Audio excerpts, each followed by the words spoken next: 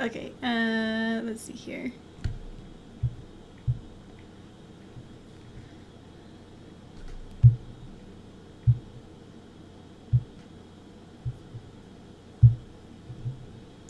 I'm actually gonna change the title on this because I do have the mic on. Well.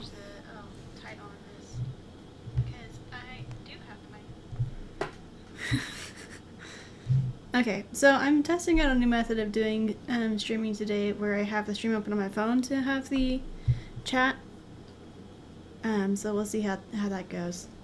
Because I like having the program I'm working in full screen mode, but it makes it difficult to interact with you guys, so we'll see if this works.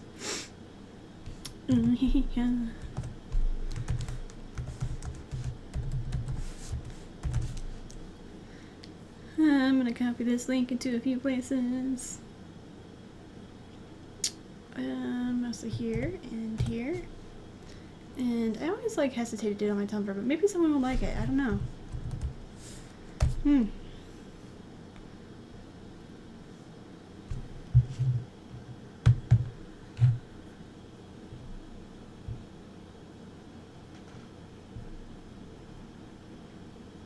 Okay. Text.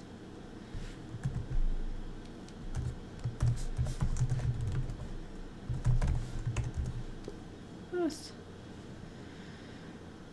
Okay.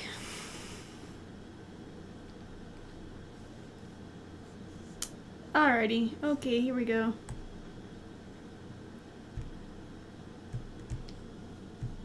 So, like usual, go ahead and ask me questions in the chat if you like. I like answering questions while doing cleanup work, especially because it helps me not lose my mind. Because I don't know if you can see this, but this is a lot of line art. So feel free to ask me any questions, even ones that I've answered before. I don't mind answering them again. I think it's fine. Hi, you. My cats will probably yell at me because it's 4:30 and they eat at 5. I will try and keep up with the chat. I have it open on my phone, but it will help me if you at me in the chat or like tag me or whatever YouTube's highlight system is, so that it highlights my name yellow, because then I will have a better, easier time of like recognizing who asked a question. Sarah. Chuck, be nice to Sarah. Now he's licking her. He was biting her. He's kind of a jerk.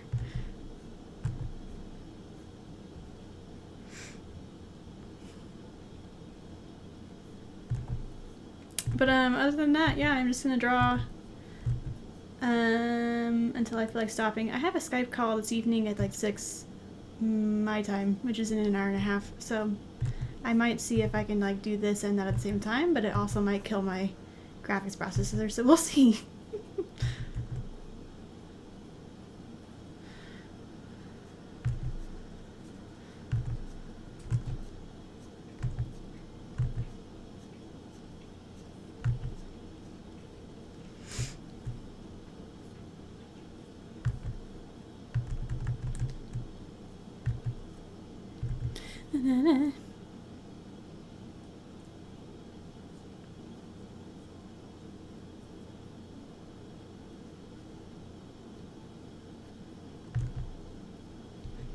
What, Sarah? She's looking at me like she wants to sit in my lap. And I don't want her to because I currently have a tablet in my lap. Don't, please, cat. I have been paying attention to you all day.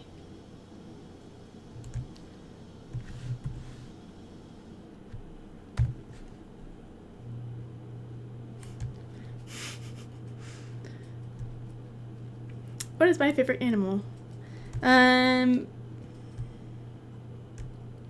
Yeah, cats are my favorite animal. I feel like that's pretty obvious. I also really like birds, specifically like corvids, crows, and blue jays, and magpies and stuff. I think they're really cool.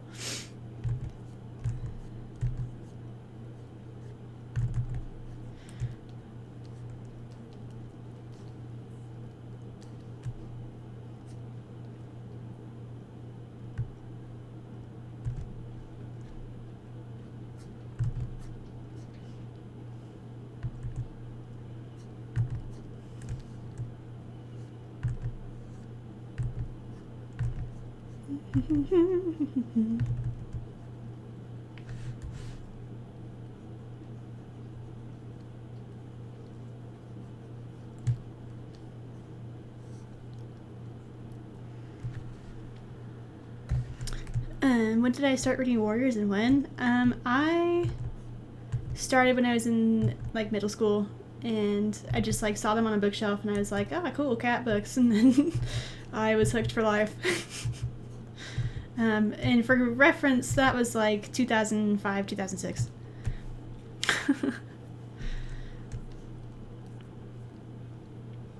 Which brush do I line with in TV Paint? I just use the regular pen tool over here. I changed the hotkeys to be similar to Photoshop, so I just press P and it goes straight to the pen tool. The pressure sensitivities I think are all standard. I keep the power to constant though, because I like having it be hard black instead of like fadey black, you know? Chuck. What, dude? He's like, I'm thinking about jumping in your lap, but I am just teasing. I'm walking away now.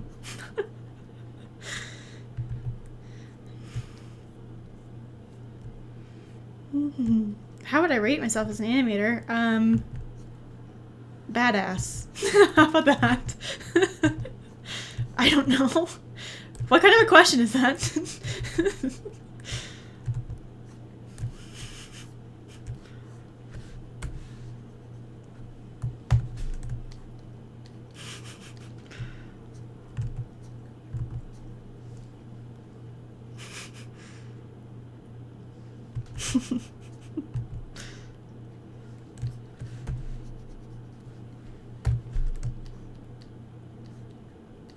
I agree with that reading.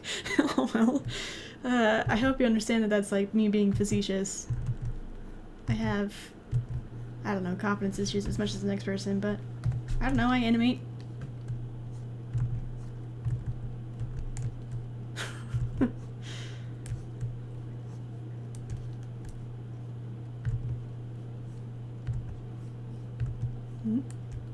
Trying to get the, there we go between those.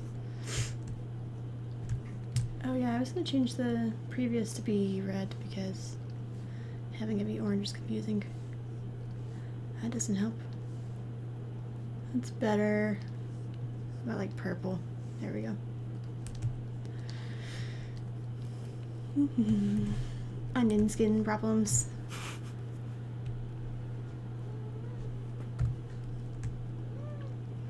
What or who most motivated me to animate? Sarah! Sarah did. No, I would say The Lion King, the movie growing up was, kind of like a big inspiration for me. I was like obsessed with it for a long time. I had a full profile on the Lion King Fan Archive. I think some people know where that is, but it's like an old, fan site for The Lion King. And I was on there for, I don't know, a few years. And like, that phase of my life was like kind of like when I started to really like delve into like what goes into making an animated movie and like what do people do and have to learn in order to do that. And so yeah, I don't know, that was like the motivational force, I suppose. And then just also I always have been into art and like wanted to do something artistic with my life. Yeah, I can hear you. You do not have to yell out loud. Oh my goodness. I might have to feed her early because she's gonna lose her mind if I don't. Yeah, I know. Oh my goodness. Oh, Sarah. It's so hard being a cat.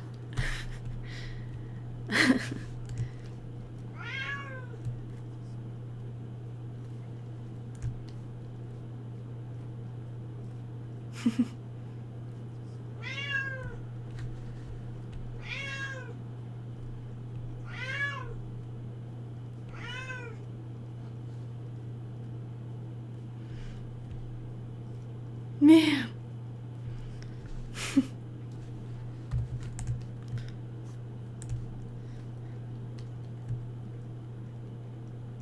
She's just like she's been very needy the last couple of days, and I think part of it is the change in the seasons. That, and I've been working more hours recently, and so I'm not at home as much. Sarah! And so every time I am home, she's like this. I know.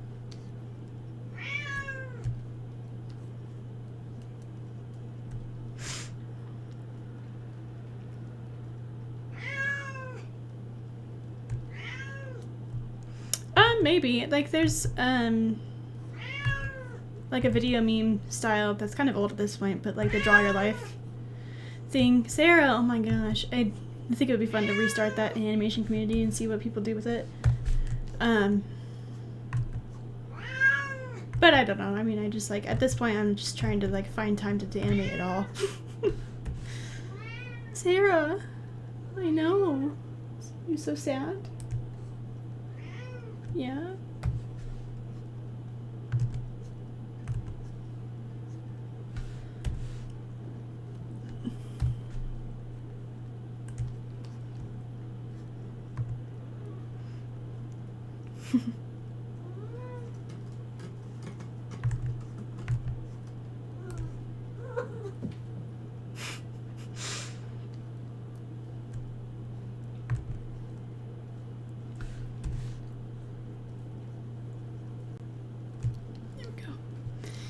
Nee.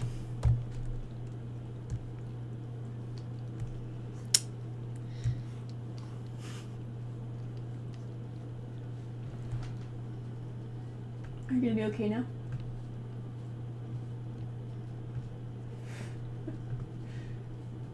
Just like shooting lasers through my head.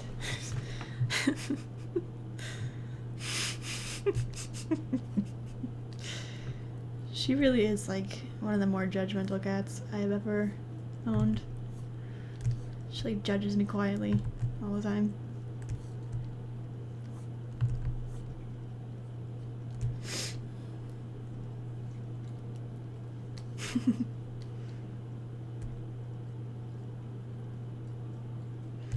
I'm not currently monetized, so I don't think the copper rule is going to affect me that much, to be honest. So, probably nothing. There's a few of my videos that I might have to like try and figure out if I have to label them as not kid friendly because of blood or whatever, but I don't expect to earn money through YouTube ever, so whatever, it's fine.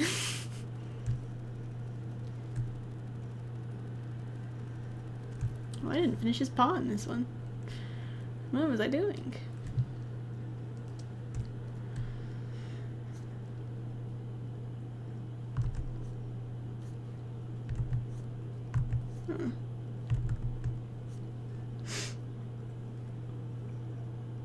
Do you have any tips of drawing muzzles and mouths?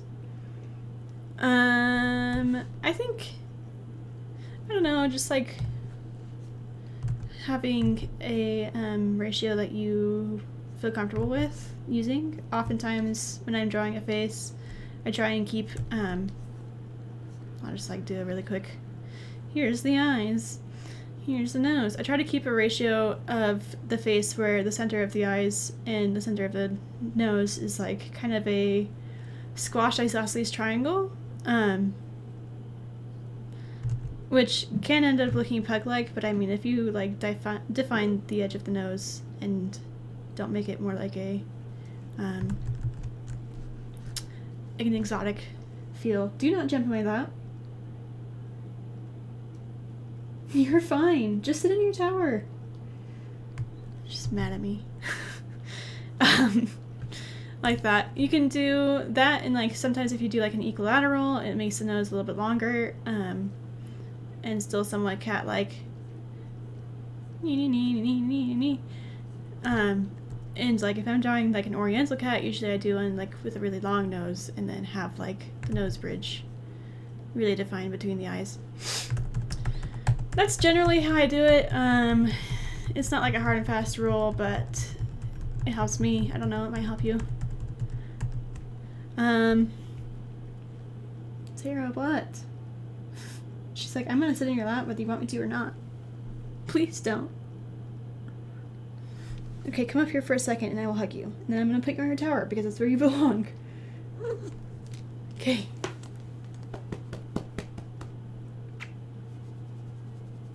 I do love animating Cloudtail. He's cute and fluffy. This is my cat. She says that she's hungry, even though she clearly has a very large belly.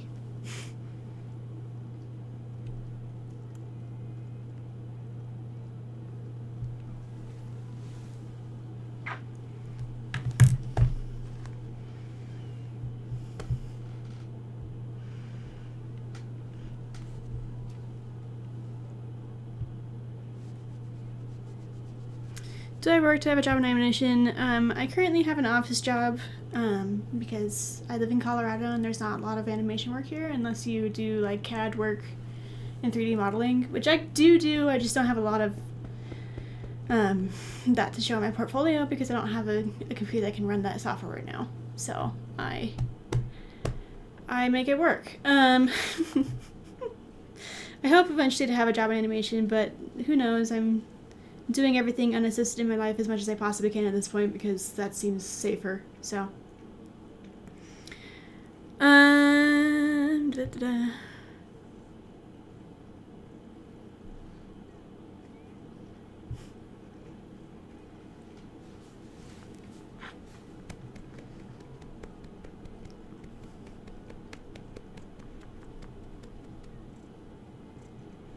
I'm not. I don't understand that question, so I don't know how to answer it.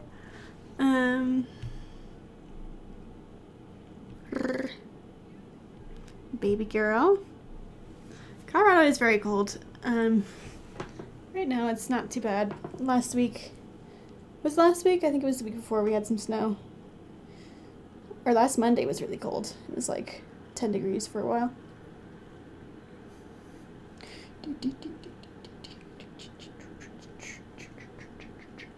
This is what I do with my cats all the time. I just like manhandle them and then they purr.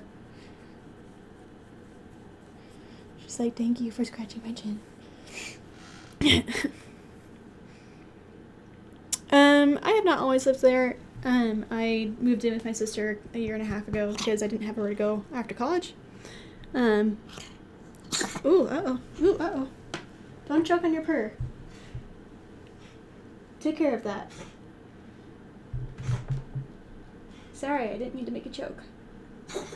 She's like, are you okay?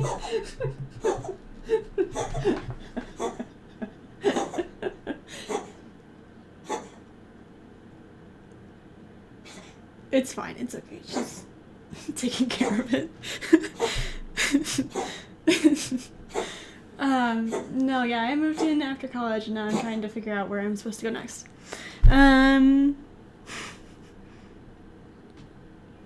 Yeah, I do everything on the same layer, and that's just how I learned how to do it, and I don't know, makes sense to me.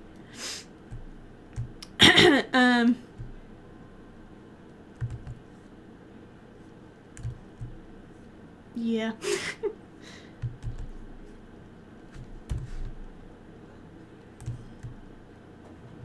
You alright? Now she's eating a cardboard box, so I can't exactly say it's not part of your own fault. Sarah! Oh, okay. Let's see here.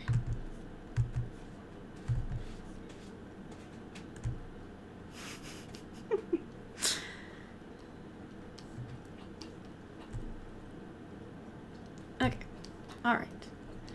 Now I think I know what's going on with these paws. Maybe.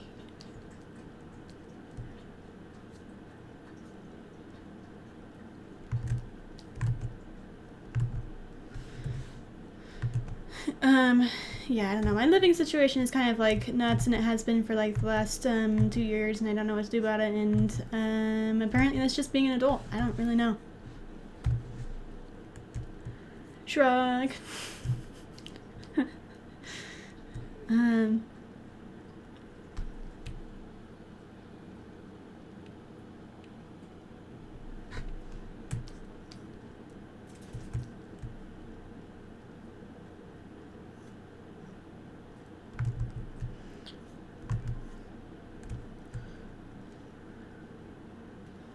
I still didn't draw his paw on this one. Does he have a paw on this one? No. Kind of. I'm gonna pretend like it just gets obscured by his weird paw ruffles.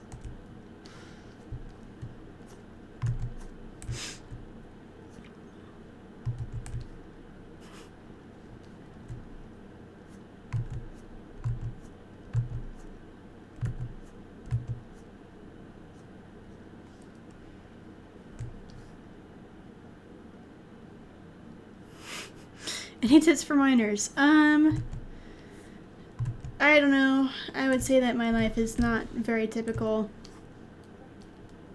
So I don't have any advice.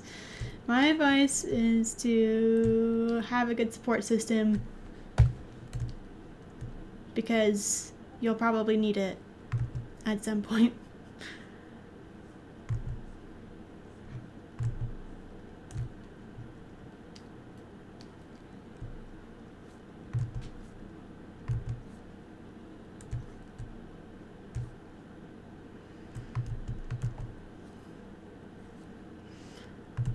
Yeah.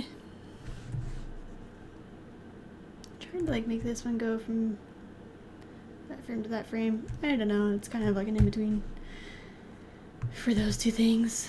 Who knows?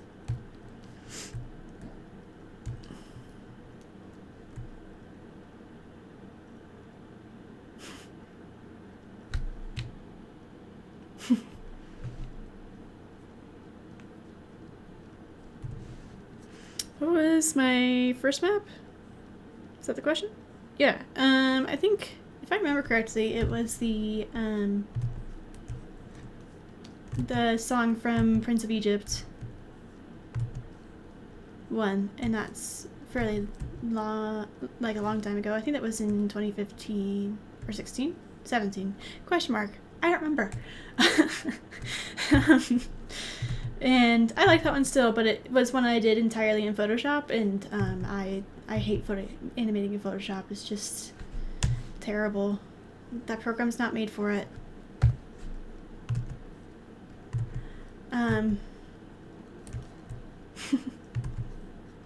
Hey, what?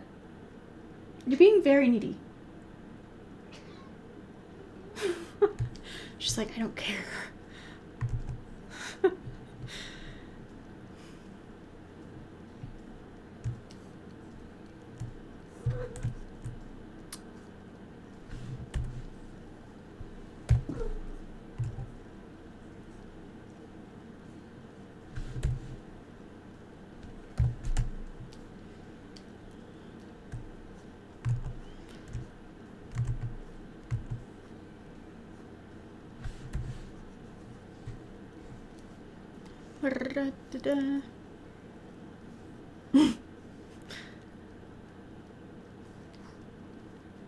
Bonito. Sarah, do you want me to give you dinner now? I'm gonna feed her because she's being very, very needy. Come on.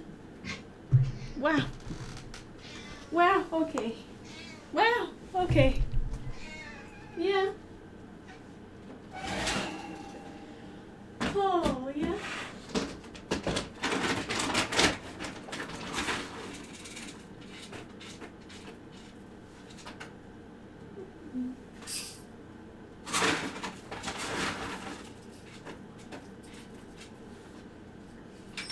Here you go. Please don't eat it all at once. She's like, I'll do what I want. Okay. Alrighty.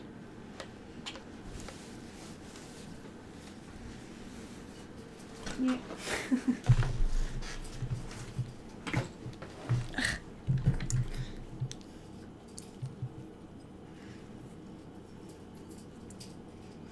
Whew. Okay. Back to what I was doing.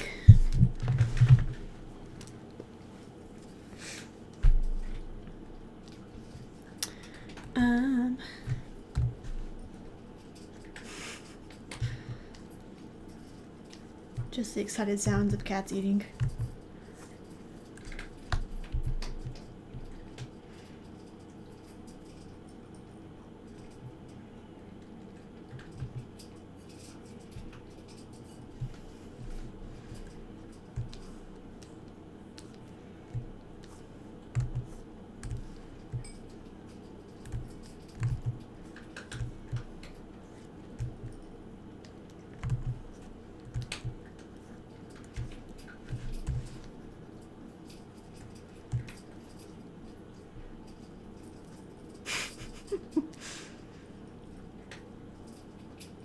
Do I plan to host the map in the near future? I'm trying to finish the 2 that I am currently hosting, which is Breezebout's Song and Amen, before I start another one. Just because those are both almost a year old at this point. And to be fair, the Breezebout one is almost done. I just have been dying a little bit in terms of trying to get projects done. And the extra credits work that I was working on isn't finished yet. So when that's done, then I will post it.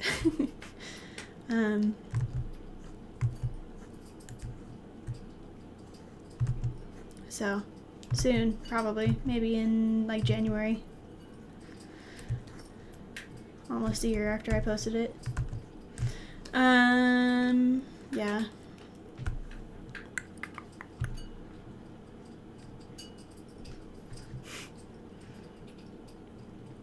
Have I ever been rejected from a map?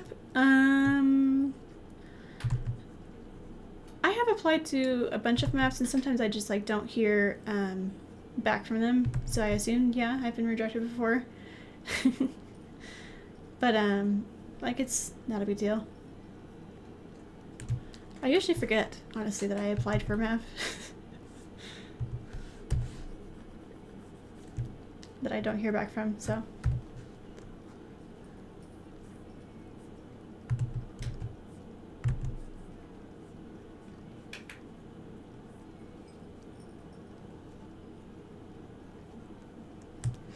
And there's been a couple of times where I've like applied to a map, got accepted, and realized I didn't actually have time to complete it and had to drop out. So there, it happens. Wait, Sarah, what the hell? Stop tearing up this blanket. Okay.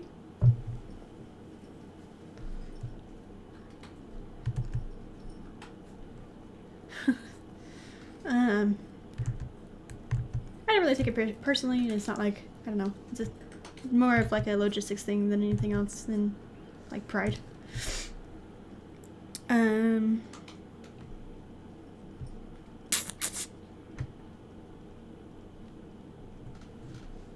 Who's my favorite warrior cat? That would be Hollyleaf.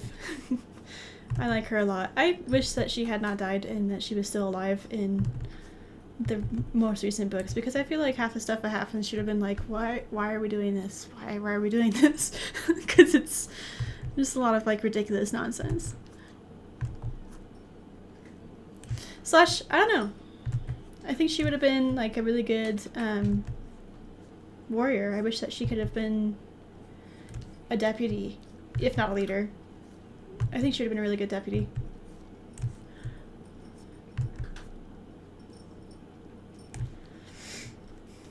In my perfect world, she would not have died, and she would have been Bramblestar's deputy instead of Squirrelflight. Not that I don't like Squirrelflight as deputy, I just like, I really miss my daughter. I miss Hollyleaf.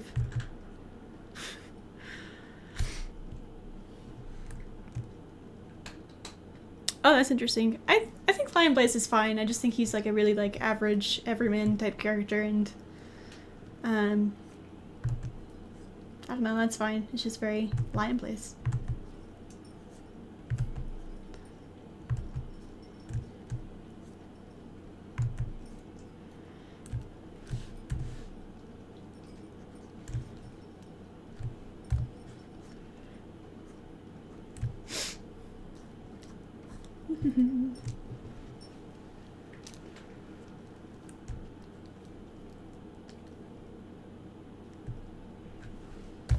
What are my favorite ships? I don't really have a canon ship.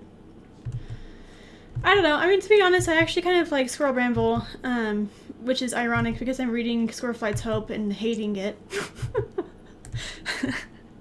And maybe not for the reasons that most people have already described. I just like, I don't really relate to the whole, I don't know, character conflict that that book centers around. I don't think it's a bad conflict, I just like don't care for it, you know. But like in terms of their actual relationship dynamic, I think they have quote unquote a relationship more so than most other canon characters. Like for the most part, warrior cats don't have much of a personality, and the relationships that they have subsist of them seeing one another and then suddenly having kids together, and that's about it. So the fact that Bramblestar and Squirrelflight actually have a relationship where they like both have personalities and opinions that matter, and that they negotiate with each other is like kind of like a standard that doesn't exist in warriors, and I appreciate that at least with these two, even though like I don't know, sometimes I'm like, man, you guys just need to break up. At least they have personalities that could mesh well if they weren't so dumb half the time.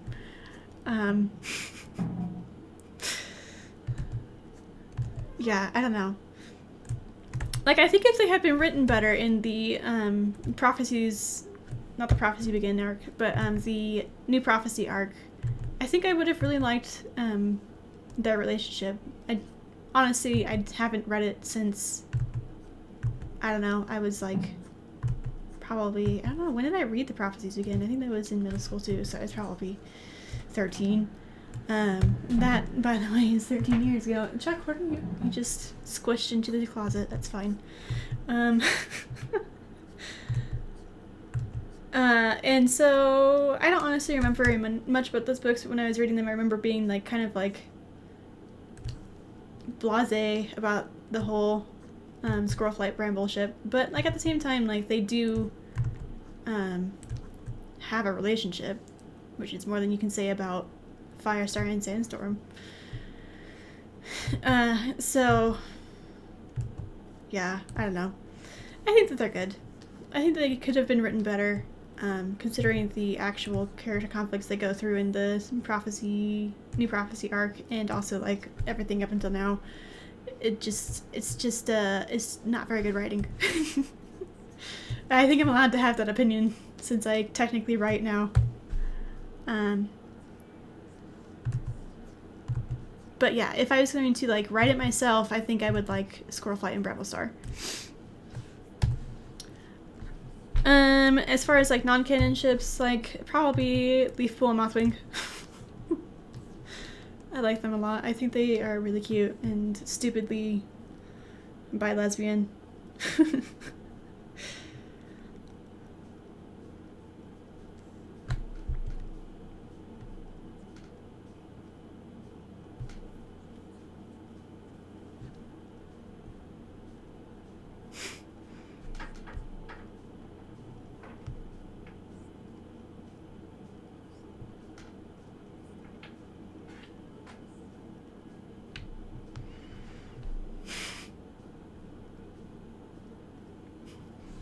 How do you even enter a map? Do you really need Discord? Not necessarily. I think Discord became really popular in terms to communicate over maps, just because trying to like get people to talk through YouTube comments is so difficult. One, because YouTube oftentimes just like doesn't notify people when there's a comment on the video, and they definitely don't notify you when there's a reply to a comment on a video.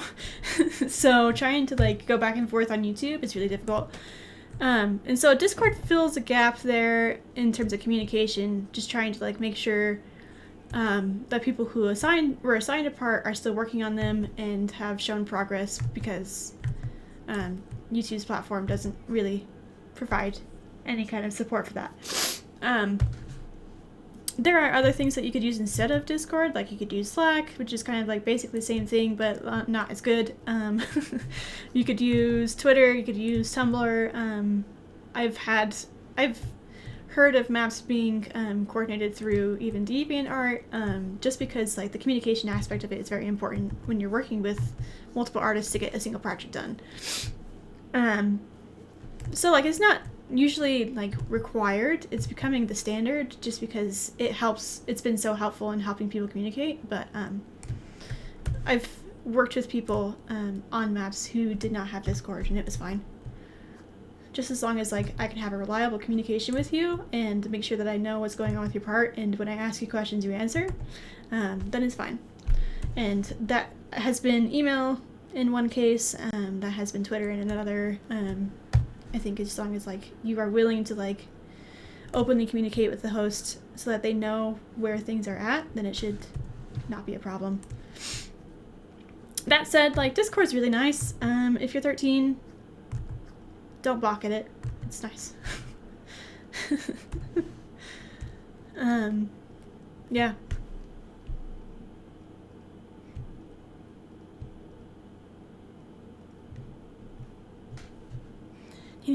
Holly rocks. Honestly, like, even though it's okay, so here's the problem with warriors. Everyone's related. But if I was going to make a ship with Holly Leaf, it would be Holly Ivy. And I know that's like problematic because they're related, but also, so is everyone. Yeah. I feel like the only way for a ThunderClan ship to be not related at this point is for them to like adopt another rogue.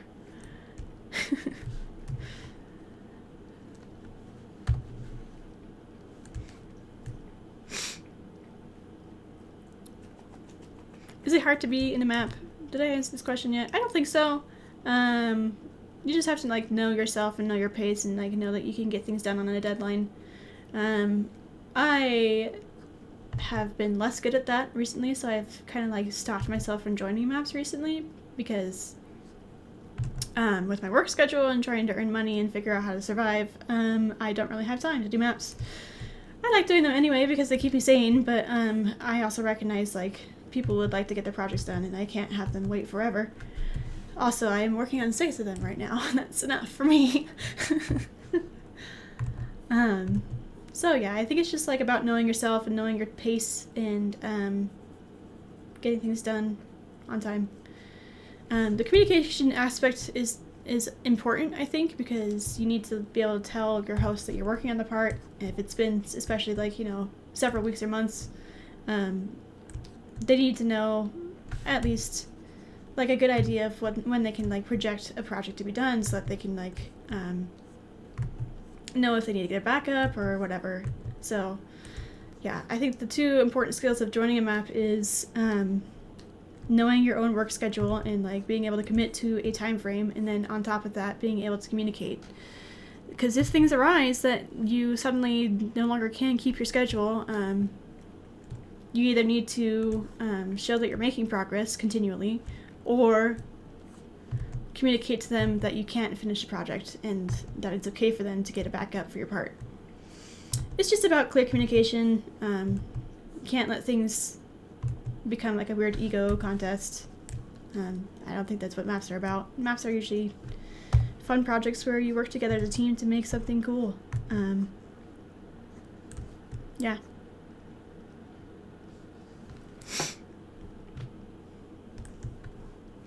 Am I a self-taught artist and animator? I think that's debatable. I would say that I'm largely self-taught, but I also have learned a lot from my professors in college. So in terms of like art, I think I'm self-taught, but as far as like skills and project attitudes, I learned a lot of that in college.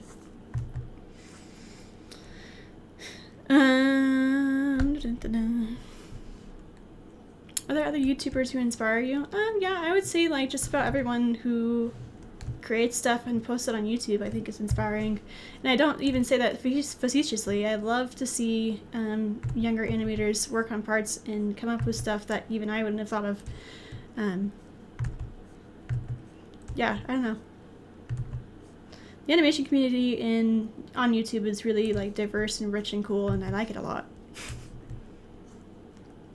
It's a unique, creative place where people have liberty to do kind of like whatever they want. Which, I don't know, I think we should treasure that, because studios, while allowing people to come up with like really large projects out of movies and stuff, they don't always have that same of like creative diversity that's available on the internet, and I don't know, I appreciate it. I think people can come up with really unique shorts and stuff and host them on YouTube.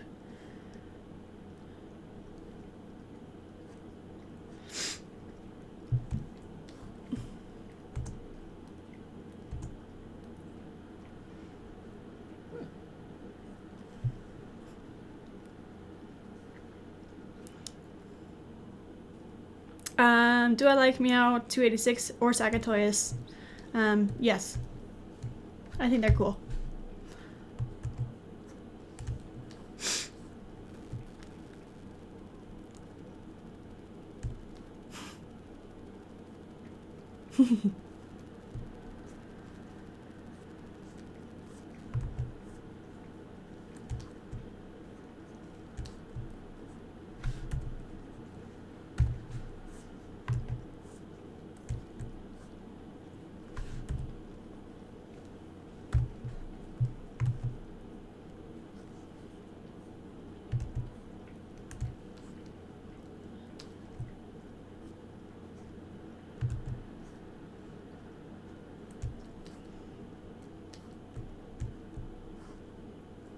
I'm gonna change this to being from there to here.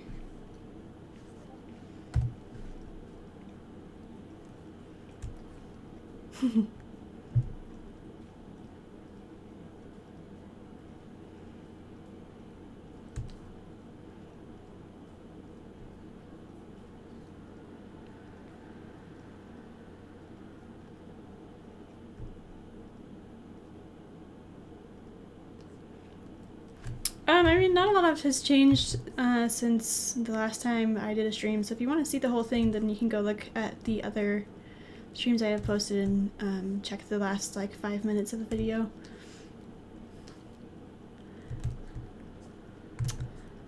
I think I've only completed 2 more frames, so there's not going to be much different.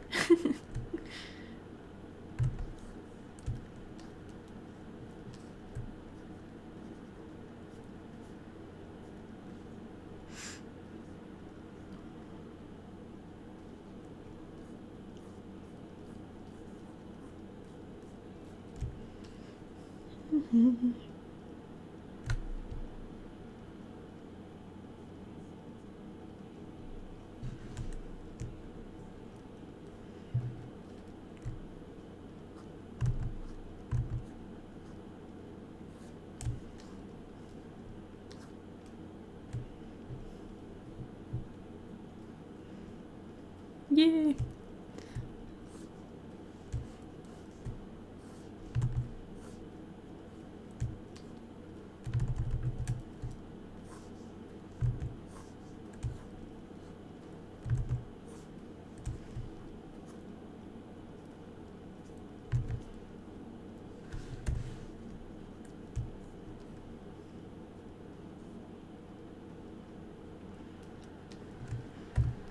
That was what I was talking about. If you want to see the animation so far, you can go look up the most recent completed stream, and then just scroll to the last 5 minutes, because I really only have completed 2 more frames, and there's not anything different. I don't know. I'd rather just like keep working. I have limited time.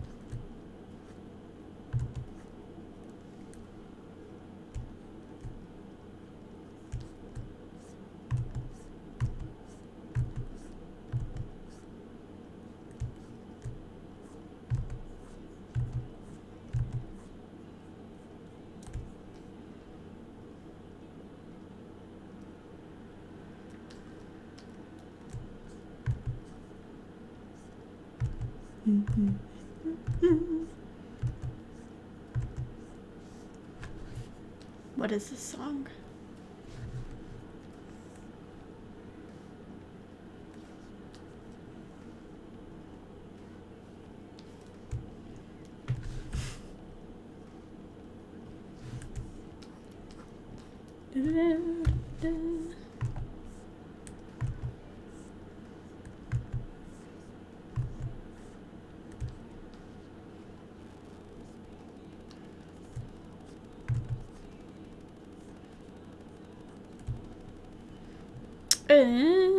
how do I host a map for beginners? Or would I? I think you would probably do it the same way you would for any other map. Yeah, I don't know. Depending on like what you want to go for, like you would have a script if it's a scripted map, and then you would have a color palette if it's a color palette map, and just like make sure that you advertise it as open for beginners, and then I would probably screen entrance to be people who have either under a certain amount of subscribers or have only, I don't know, a certain number of videos under their belt, like maybe less than 5, and choose from that kind of a list.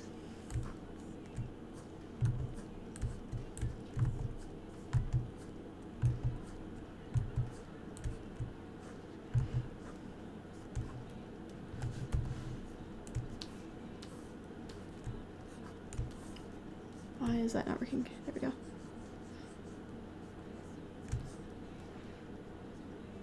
Am I gonna host a map? Not in the next little while. Until I move and figure out how to get myself settled in a new city.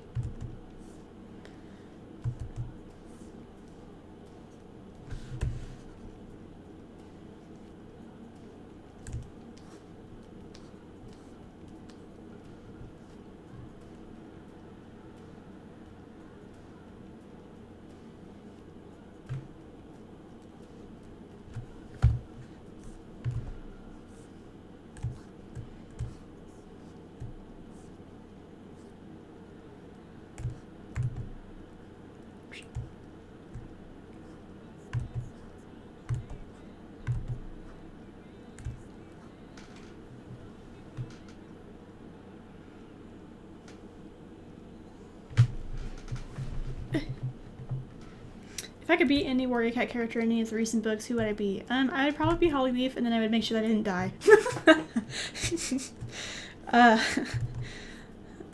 I just, you know, I relate to her a lot, and I think she's great.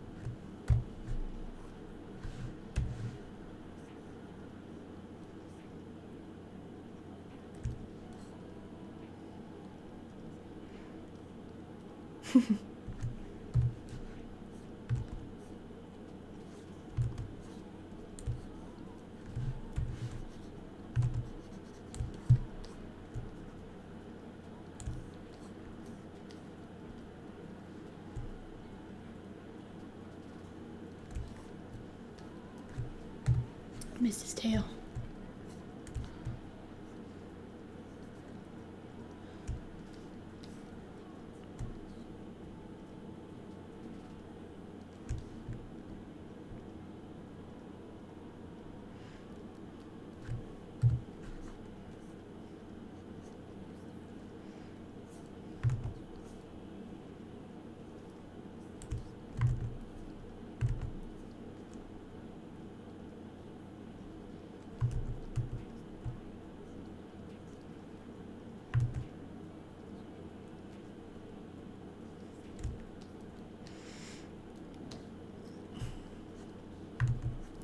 Did not even finish this frame. What was I thinking?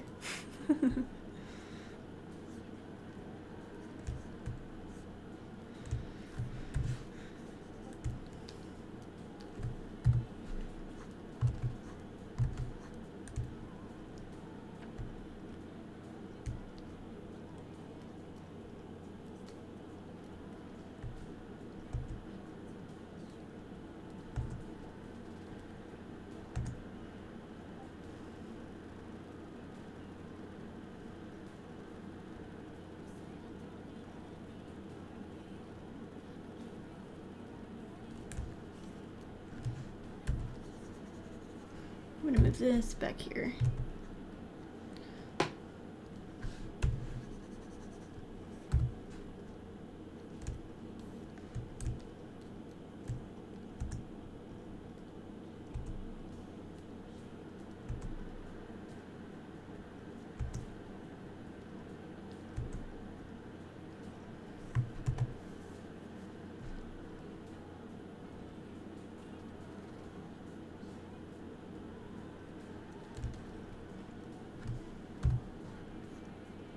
Oops.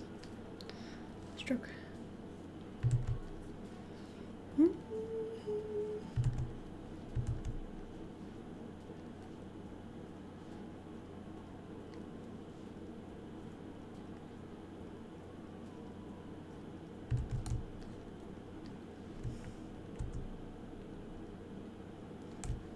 I think this is just like too far forward.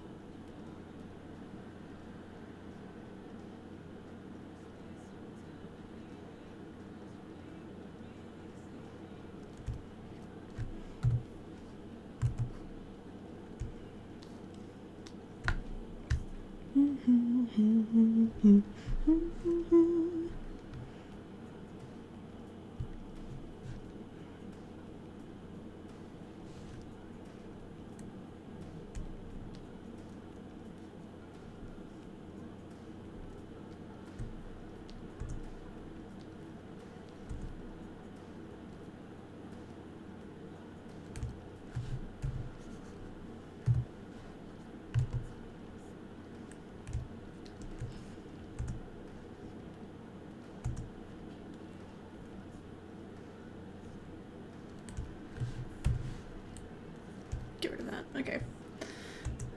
Just trying to get the rotation of her chest correct because I did not pay attention to that at all. I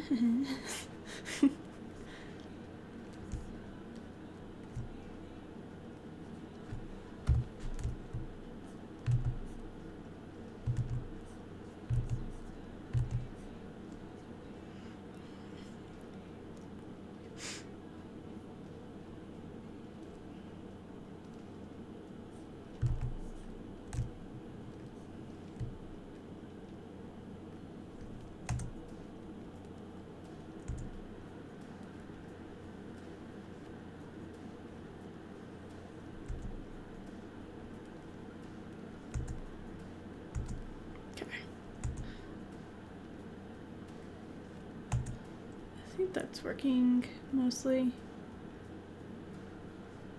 His chest, his back fur like jumps there.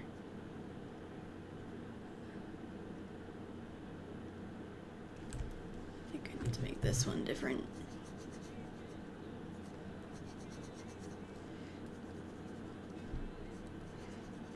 In-betweening takes a lot of close inspection.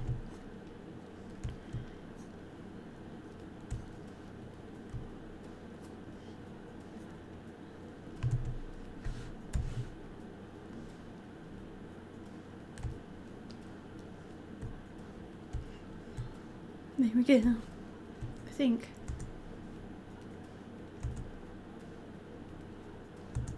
Yeah, I like that better.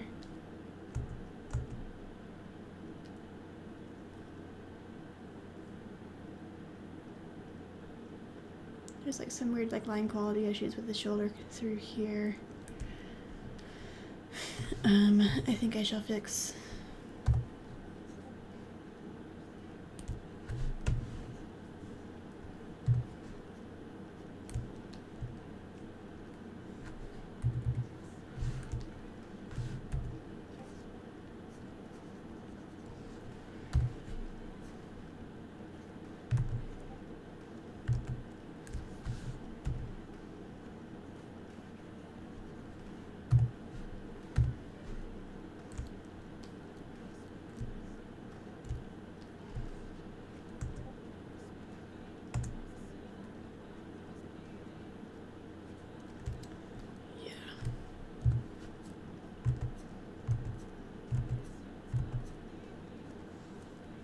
Brr.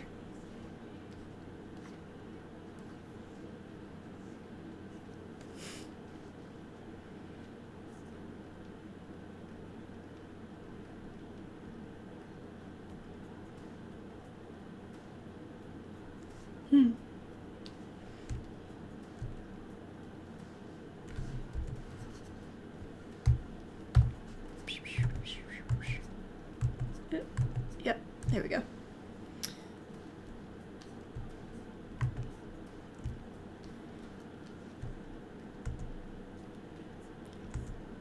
Also not sure that I like the way I have it connected to the not connected, connected to the not connected.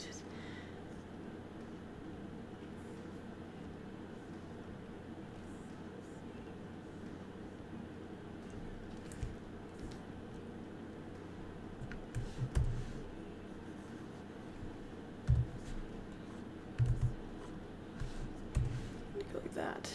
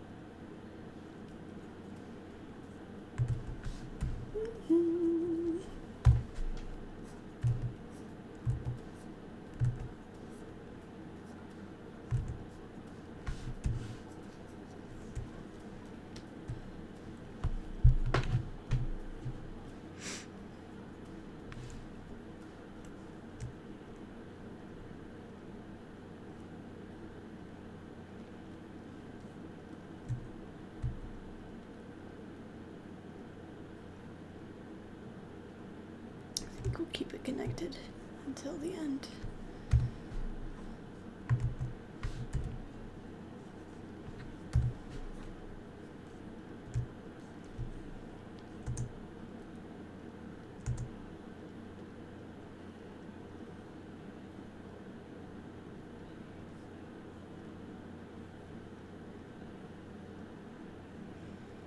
It's not perfect, but I mean, I don't really have time to make it perfect.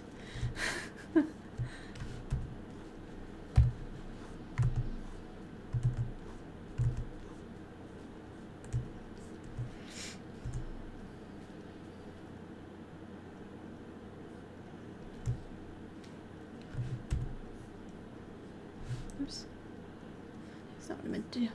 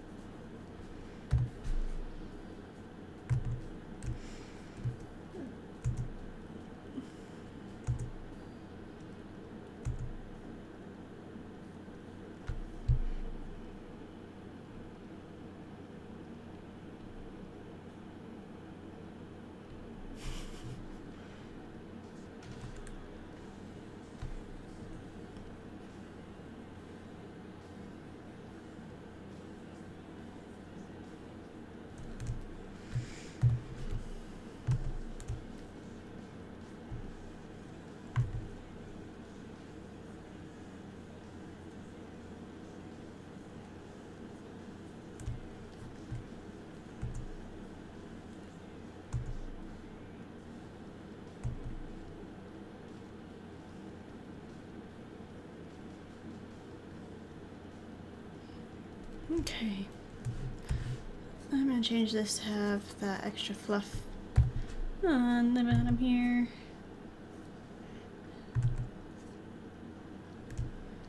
Because I think it needs it.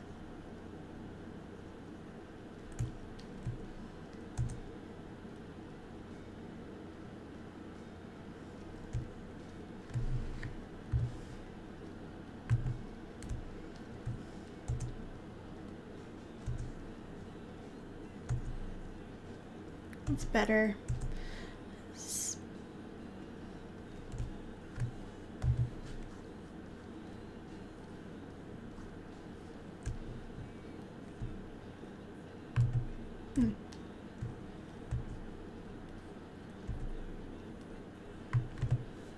Okay. Alright, I'm gonna stop obsessing over that.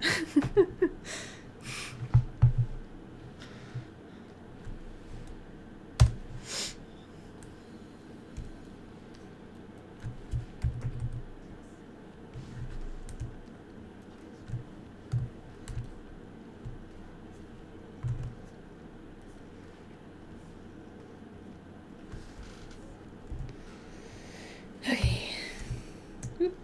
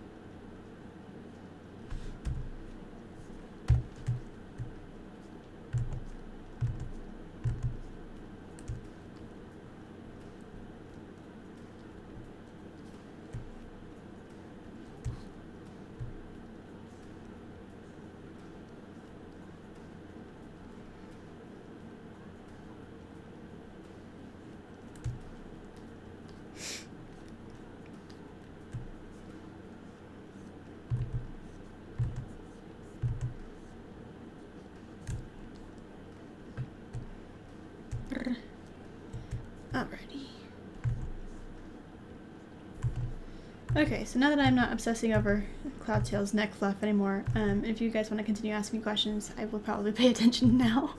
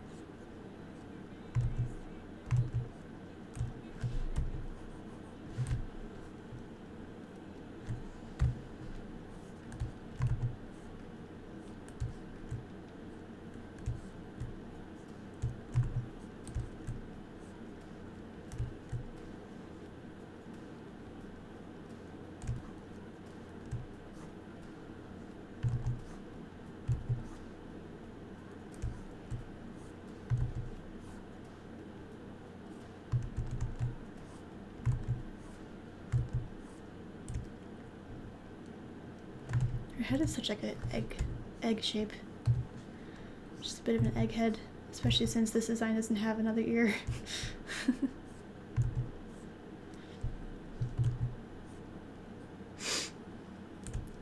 My favorite warrior couples. I did say earlier that I appreciate Squirrel Bramble, which I think is true. And And then also, since I'm drawing them, like I really do like Cloudtail and Brightheart, because I feel like of most of the warrior couples are not actually like written that romantically, but I feel like they, in particular, for a background ship, are incredibly romantic. They're really sweet. I think they're one of my favorite ships, quote unquote ships. Saying this also, I don't really ship the cats. I don't know, they're fine. I think there are like canon relationships, but as far as like actually being shippy to read, they're not really. And part of that is just because it's children's novels and they have to keep it like, I guess, so PG that the relationship doesn't exist most of the time. But yeah, I don't know. Some of my favorite like non-canon ships are really just like good friendships that like I think honestly could translate into relationships if they would, but I mean they won't, but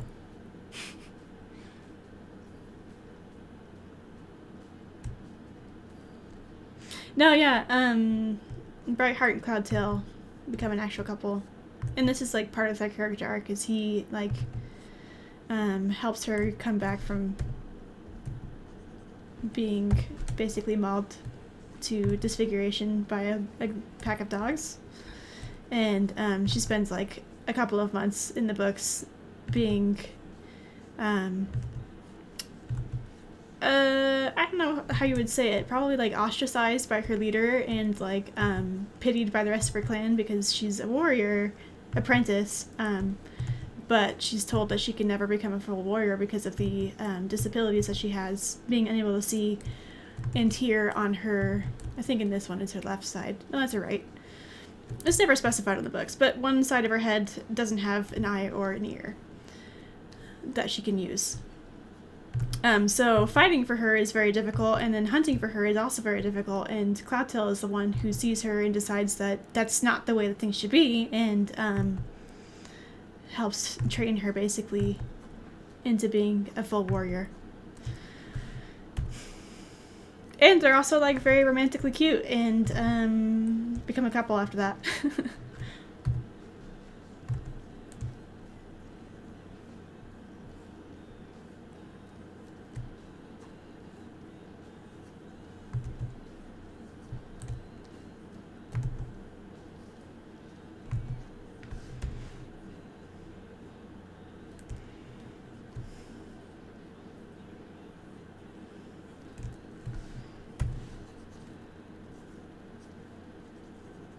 Change that to be like this.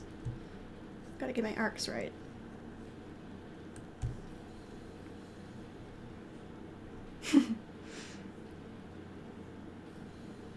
Graphic cat violence. Okay, and cat romance? No, we can't have them be romantic.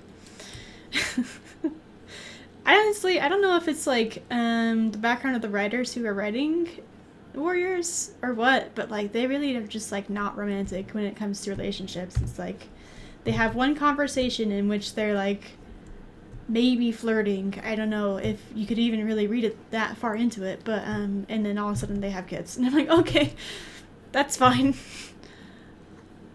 The only characters that really seem to have a dynamic that diverges from that, I think, are Squirrelflight and Bramblestar, because they actually like, you know, go back and forth and have different opinions, and they figure out how to make that work with each other, which is like, I think, unique among all of the warrior couples that are written.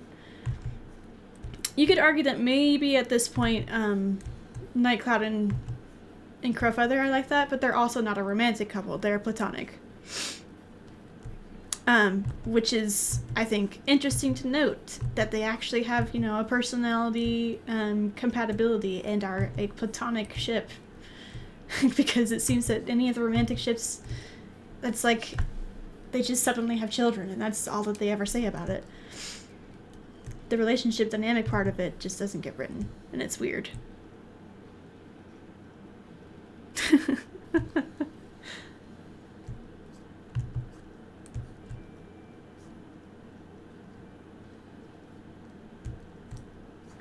So when I don't know, that's what I mean when I say when it comes to shipping the cats, I don't really, because they're not usually written well enough to be shipped, in my opinion.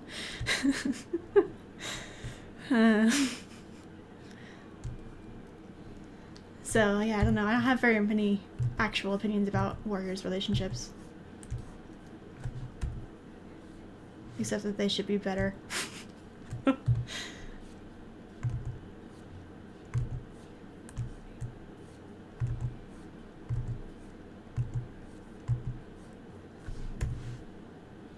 Which is like honestly kind of really disappointing, because there's a lot of like relationships that are canon in warriors that I think would have really good dynamics if they could just write it.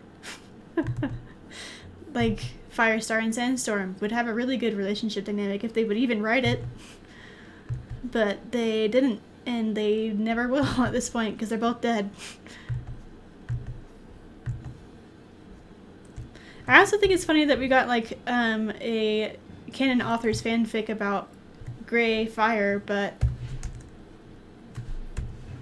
at the same time, like, that's funny to me because the deep relationship dynamic they have, I think, is honestly pretty romantic, if you want to read it that way in the books, but it's written that way because they're friends. And it's frustrating to me that, like, all of the relationships in Warriors, there is no friendship part of the romantic relationship. It's just like, oh, I guess I think you're hot, and then all of a sudden we have a family. Which is, like, I don't know, it's fine for Warriors. It's fine for Warriors. I don't have to have deep and important relationships in Warriors. I wish that they did, because it would be, I don't know, better representation of what they're wanting to write. Because I'm reading Squirrelflight's Hope right now, and it's basically 95% about how much she wants to have more family, more children, which I find to be a particularly, like, I don't know, intriguing topic to be the subject of an entire Warriors novel, which is aimed towards children under 13. But whatever. For some reason, it's okay to talk about wanting children so bad that you skew literally everything about it, including a possible war between a new clan, I don't know, not a clan, a new cat cult, into being about having children. But for some reason, we're not allowed to have queer characters, or we're not allowed to have real relationships in Warriors. Anyway, I'm salty. I think if they wanted to write the more, I don't know, deep, quote-unquote, adult topics that they seem to want to write about, it would work better if they wrote their relationships with, like, actual dynamic. Or any of their characters, for that matter. If they wrote any of their characters with actual dynamic, it would make their subjects more compelling. I mean, Jake is, like, kind of canon. They never, like, came out and said, yes, this is canon. They have them, like, reunite in StarClan, but I don't know. It's more of, like, they have a fling, and then he spends the rest of his life not thinking about Jake until he dies, and all of a sudden it's like, oh my god, we're still a relationship. That's another case, I think, of, like, and even when they're together, they don't have that deep of a relationship. There's a couple of moments where you can tell that they were trying to write attraction from Tallstar about Jake, but, like, at the same time, like, they really just, like, never, ever, ever touch that topic with any depth. Attraction. Their version of attraction is, like, they see each other and then they have a family. I don't get it.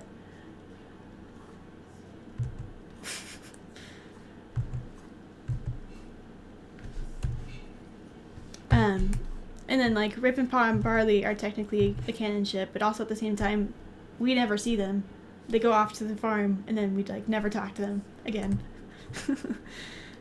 It's like barely a step up from Bury Your Gaze.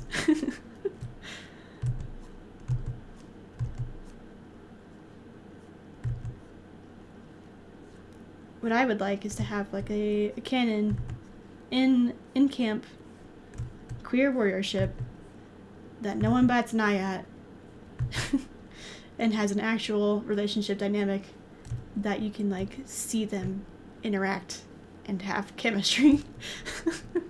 But they don't even do that for their straight ships, so I can't really expect that that's ever going to happen. You know, standards are real low.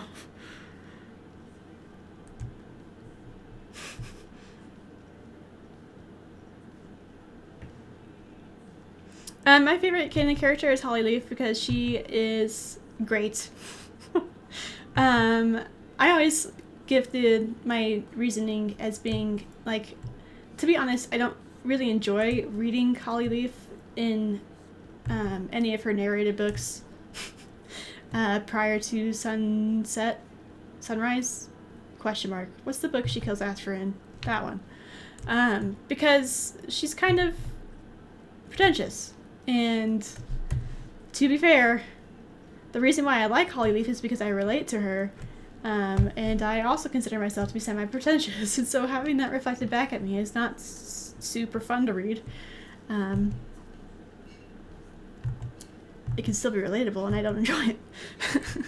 But I mean, also on top of that, like, she goes through a significant paradigm shift where she has to like understand that the warrior code is not completely infallible, and the people who follow it are also not infallible. And how she does that is done very poorly.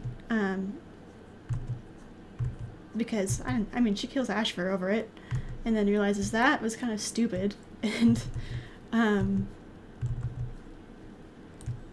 it's okay for people to exist in a gray space and for things to be messy.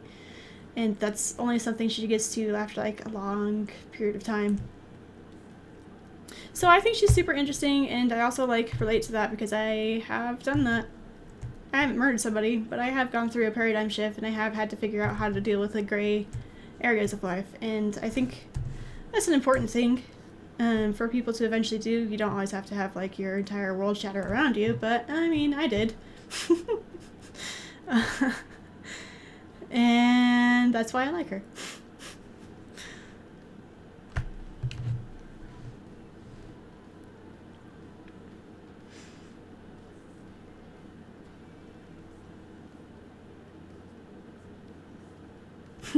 Isn't that some of the fun? I think the reason why we like to talk about it so much is because it is so bad. So yeah, it is probably part of the fun.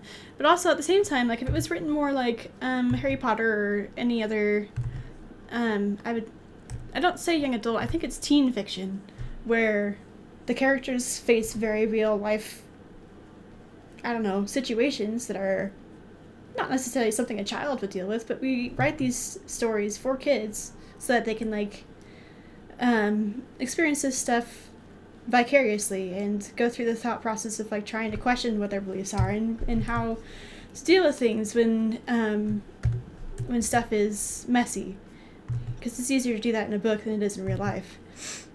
And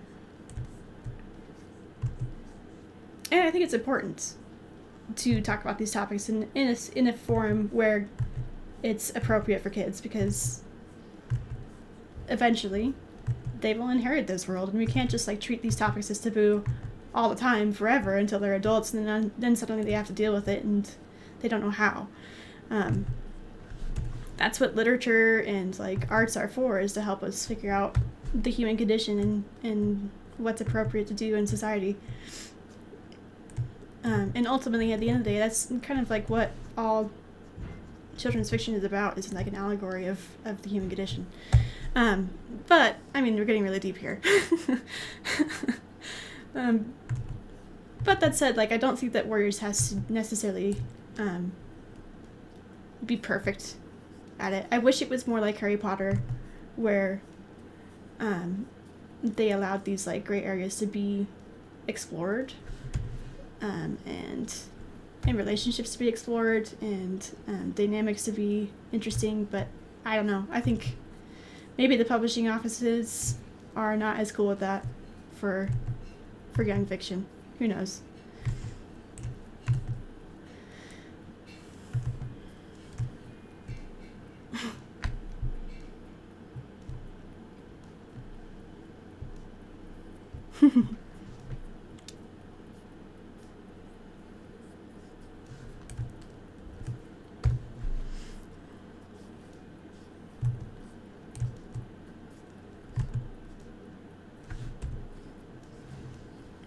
does her cheek go in this one? Oh, I didn't draw it, that's why. I'm like, what is happening? It's not there.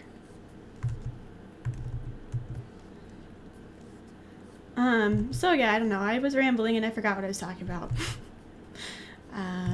Basically, I wish Warriors was better. From what I understand, it's like a legality thing with LGBTQ stuff, which I can understand that. I think it's sad and stupid, but I don't know. I get it. At the same time, like that doesn't explain why all the straight ships are still bland AF.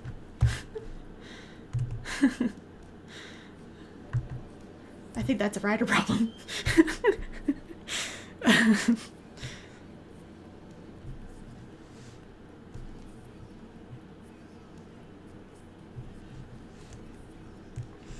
The program I'm using is TV Paint 11 Pro.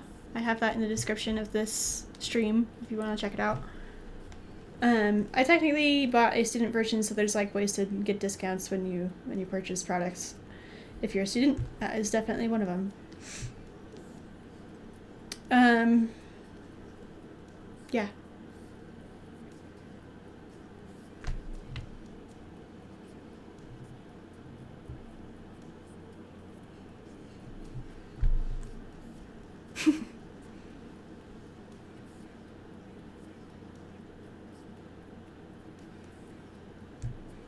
Cannot see this. Yeah, I mean, I think eventually the attitude for LGBTQ topics will change, but it's gonna take time, and it's gonna take, yeah, just time.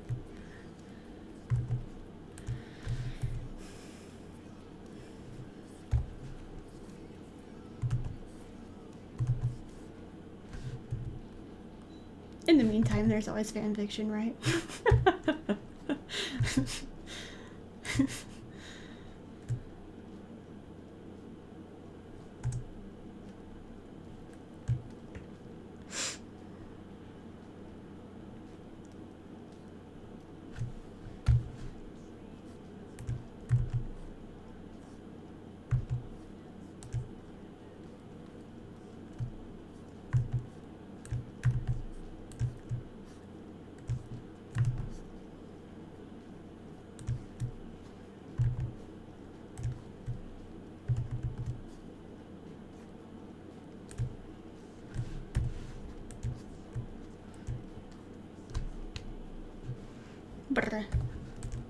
But anyway, yeah, I don't know. I don't remember what I was talking about, or even what the question was that led to that. Probably just ships. I mostly don't ship the cats just because they're not really written well enough for it, and the reason why is because of their genre. But yeah.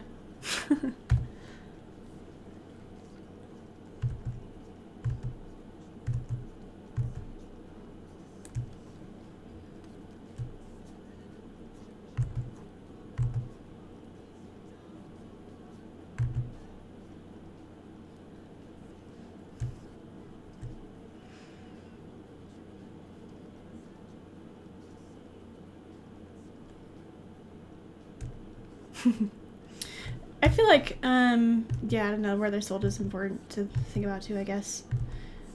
The interesting thing is in my Barnes & Noble at home, I don't remember, honestly, where it's at here in Colorado, but in Washington's, in Tri-Cities, they have this section of the children's section that's, like, on the back wall and kind of pushed out into, like, the recipe books.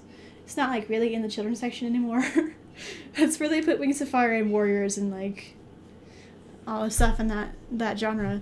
And it's like this weird middle ground where like it's technically a children's book, but I think because they wanted to approach more adult topics, coming from the mouth of Erin Hunter herself, at one point Vicky Holmes wanted to write like adult novels about animals, and I think that's kind of like why a lot of her original content in the main series is so dark, because she's like, I don't really want to do a stupid book about cats.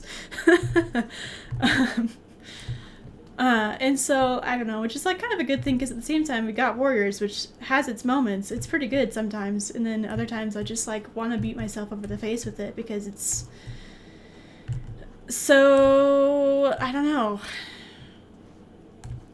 So much less than it could be.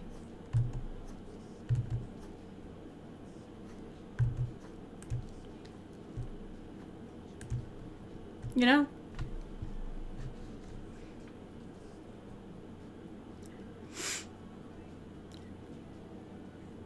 Barnes and Noble. Technically it's a HarperCollins problem.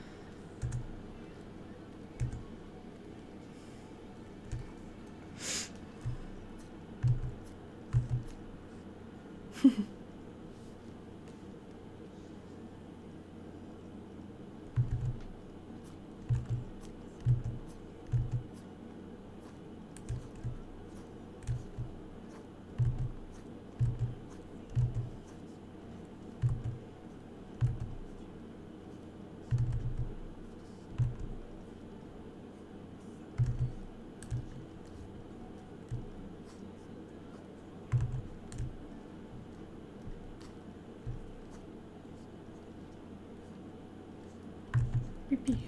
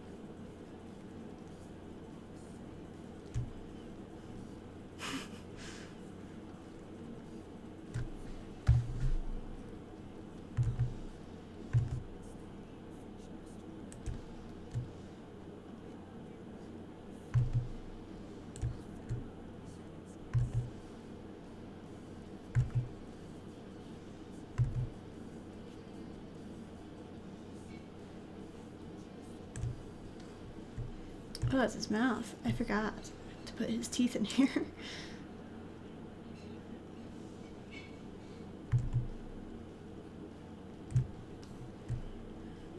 There we go.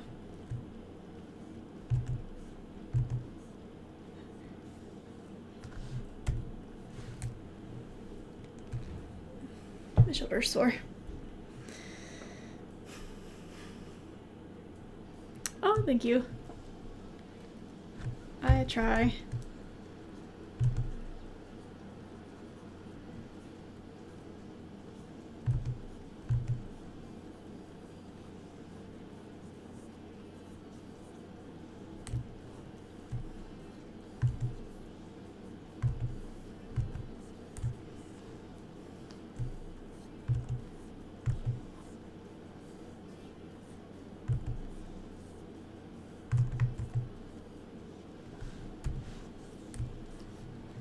There's that. Here's this.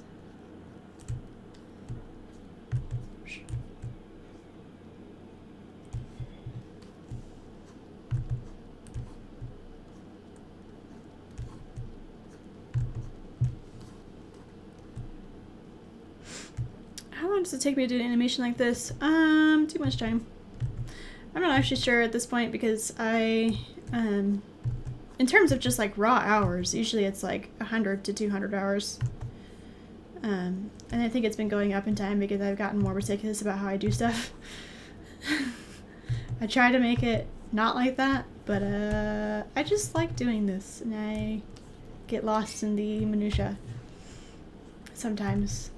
You learn how to do that less. But I mean, in terms of like overall time from when I start a part to when I finish it in months or whatever, it varies partially because I am an adult and I am trying to have a full-time job, but what that actually looks like is I have one part-time job that sucks and another part-time job that doesn't pay enough.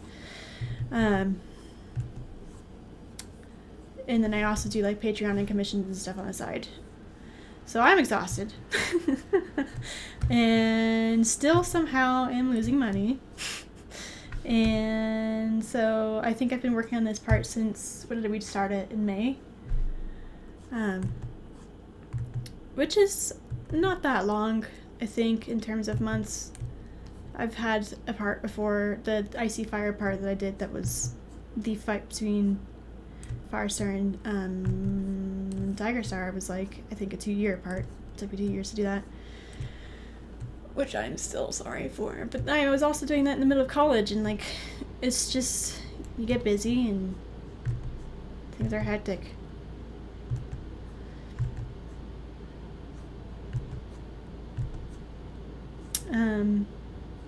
Yeah, I don't know. So it takes me a while. And part of the problem is, like, at this point, I really only have 1 day a week that I'm working on map parts, and that's today. It's Sunday. And that's all I have to give. It's just the way it is.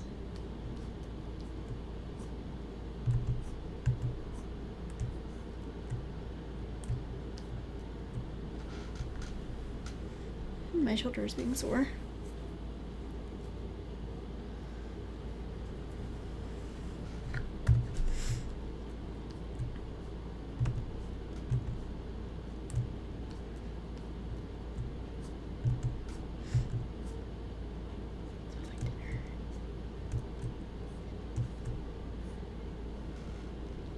Man, I can't figure out why my shoulder is so sore.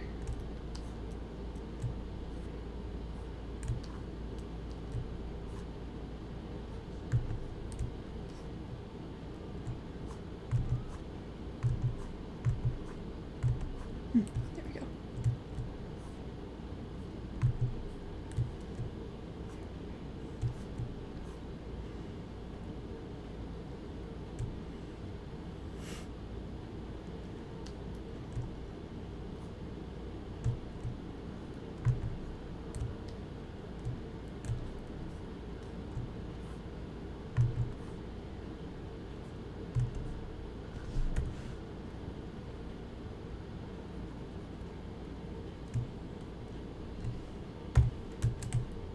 Oops. My bad.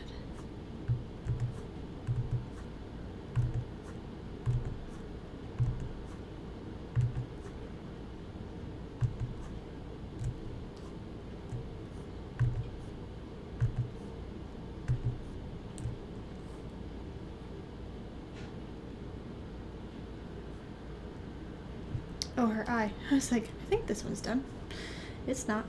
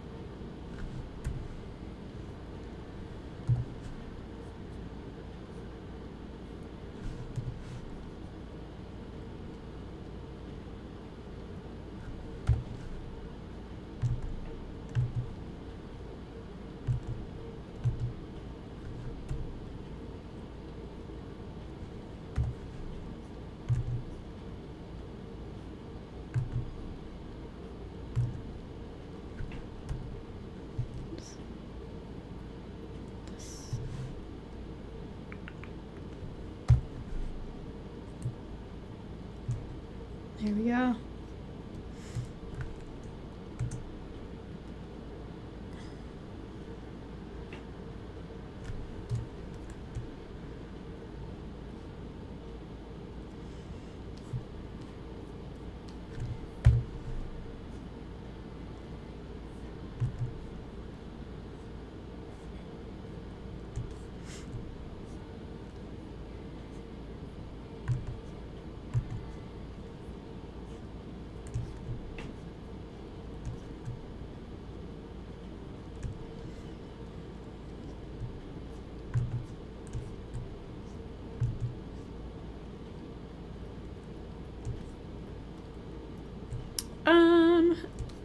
almost. If I finish this frame, then I'll play through the rotation.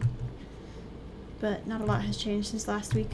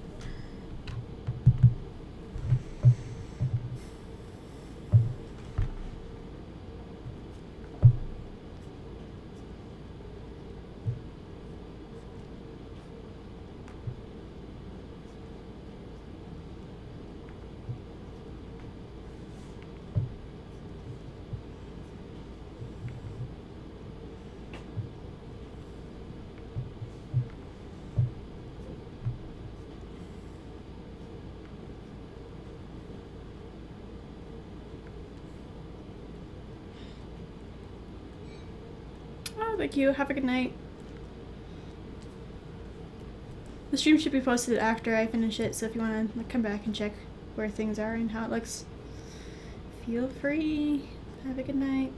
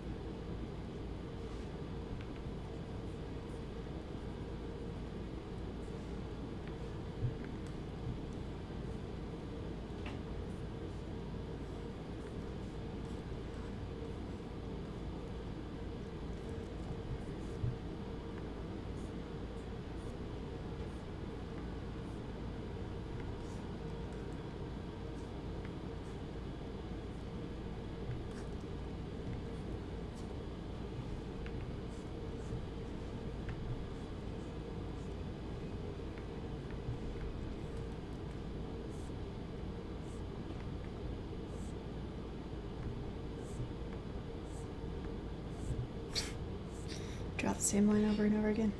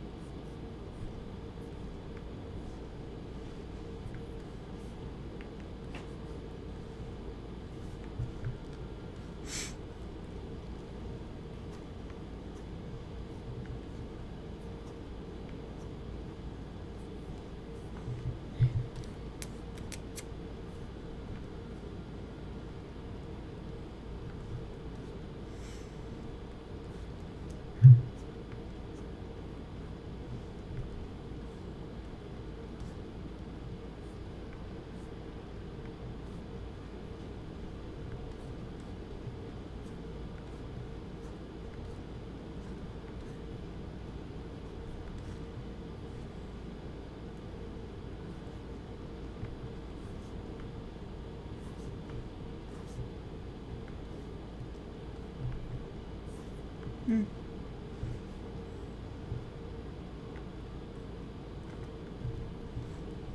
Oops.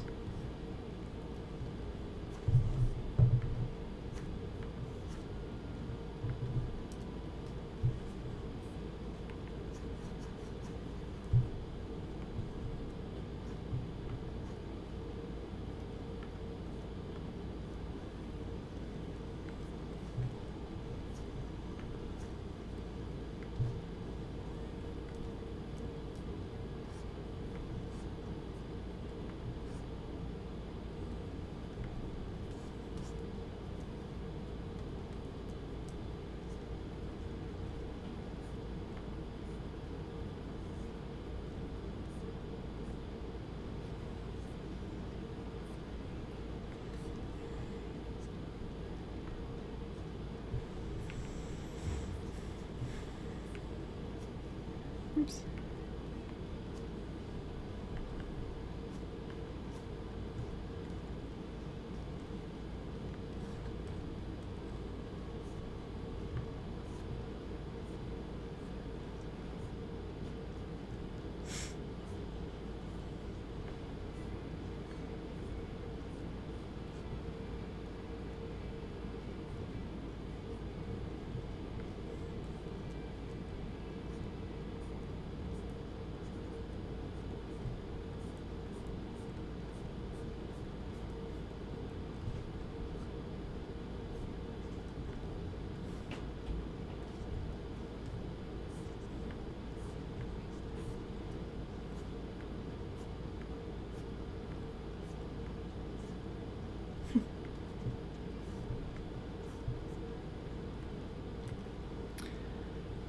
Tired.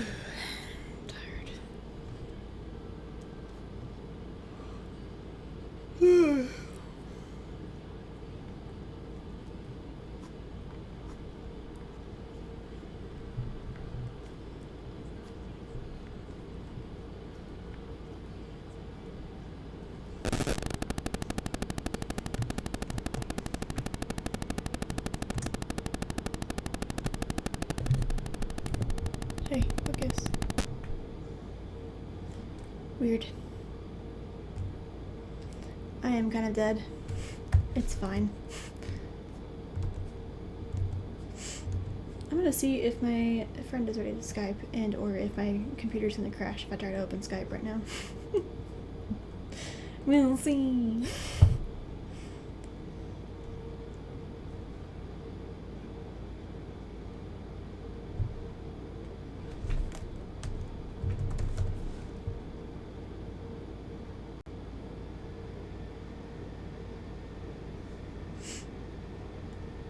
Did you hear my computer just increase in speed?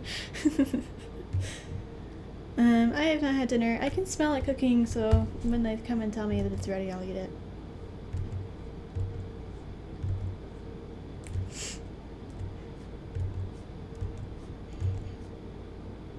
I think I heard a plate just now exiting the cupboard.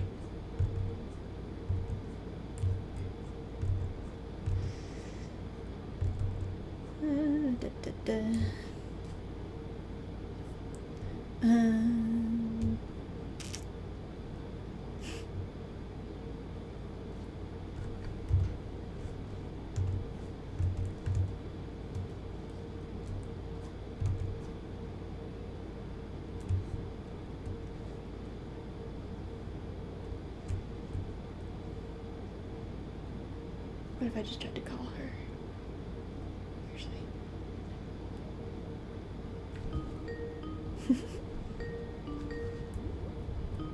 That's so loud, Skype. Why are you so loud? Hi.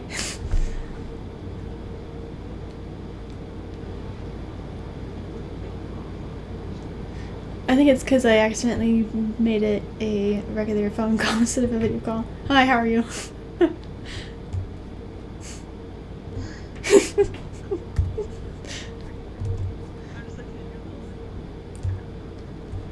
Yay.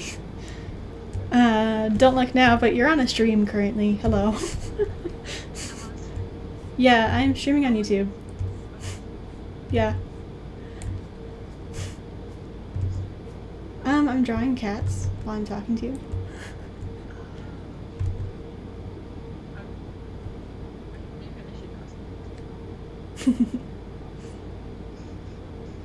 If you want. You do not have to. Oh, I didn't mean to move that. That's the wrong program. There we go. How's your day?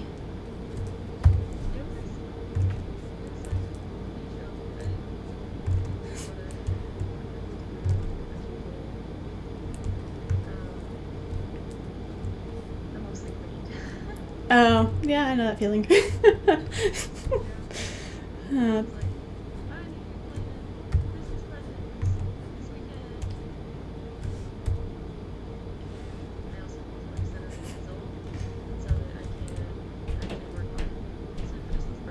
Mm-hmm.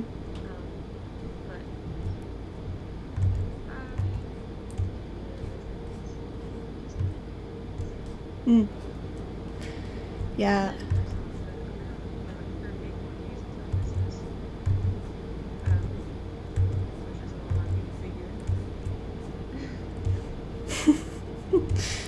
Yeah, I just like, I don't know why, but I just like haven't even registered that it's the holiday season yet. I know. I was like super excited about Halloween this year. It's like so much so. Why is it over? Yeah, I didn't even like do anything for Halloween, so like maybe that's part of the reason. It's like I didn't even like do a fall thing, and then Halloween passed, and I was like, oh, what? Shrug. And now it's almost Thanksgiving.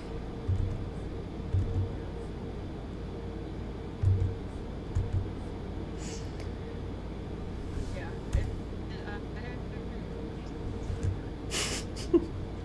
And it's already halfway through November.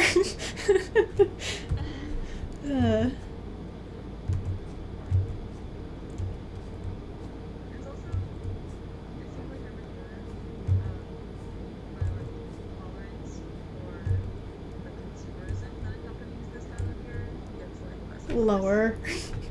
I just can't even handle it. I go to the grocery store and I'm like, I hate all of you people. Give me my eggnog and nothing else. Bye.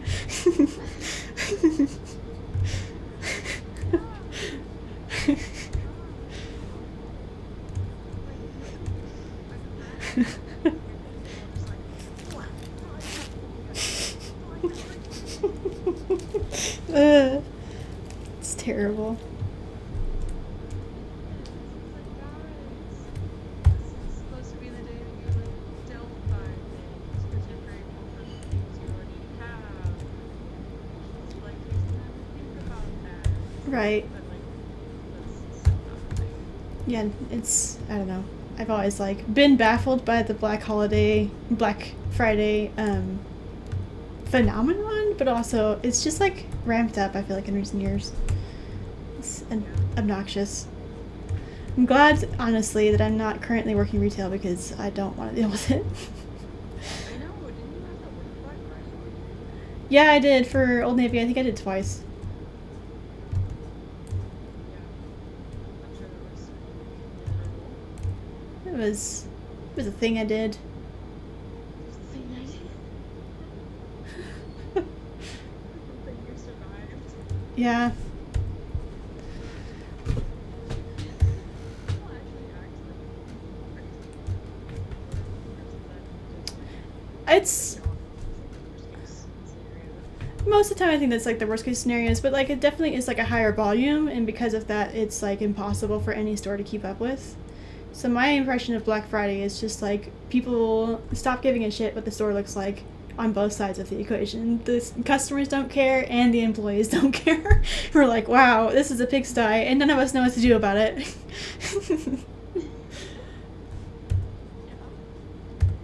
It's just how it's gonna be. And it's like it's not enjoyable. I don't know why. I don't find it enjoyable. Some people do, but I really do not. I mean, it feels like how like going to like TJ Maxx and like digging through unwanted stuff feels like, Yeah. but like very much.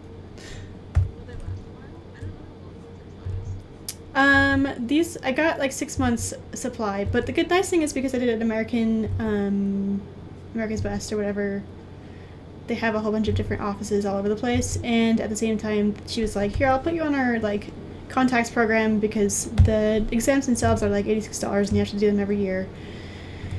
And I was like, yeah, I know that, and that's why I like hate contacts, but also like I can't live without them, because I'm blind and glasses give me migraines. So she was like, yeah, that makes sense. Here's this program we do. It makes, for, you like are a part of it for 3 years, and it makes your yearly eye exam free, and you get a 10% discount of buying contacts. And it's like, sounds amazing. Let's do it. So instead of paying $550, I paid only $360. Why is stuff so expensive? I don't know. I'm mad about it. It's terrible. It's run by Donald Trump, who I sincerely hope gets impeached this week. Please throw that motherfucker in jail. He deserves it. Hasn't it been? Yeah, it's been like so interesting to see like all these like cons of Trump like going down around him. Throughout his like entire, and like half of it is like him throwing people under the bus. Uh-oh. Oh yeah,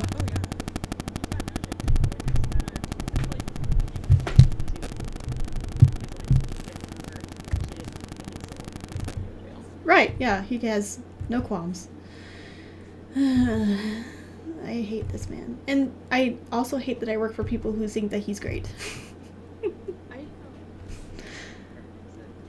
So much harder, because I just like have to sit around and listen to people be like, wow, the impeachment is fake. I'm like, what are you talking about?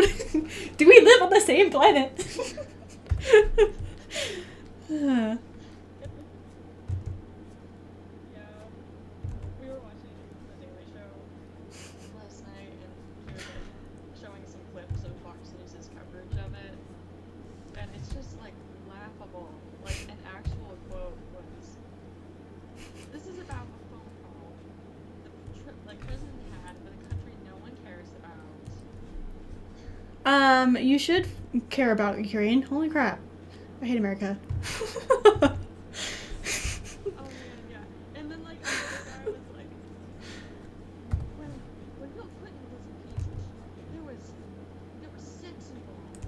When Nixon was impeached, there was like a break-in. There's nothing sexy about this impeachment. This is a snooze fest. Nobody's gonna watch this. I feel like the measurement of what should be like paid attention to in our country shouldn't come down to like whether there's sex or crime involved.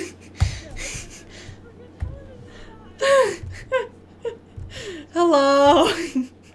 Why are we living in the Hunger Games? Why is this the capital and like we live in an entertainment-based society? I don't get it.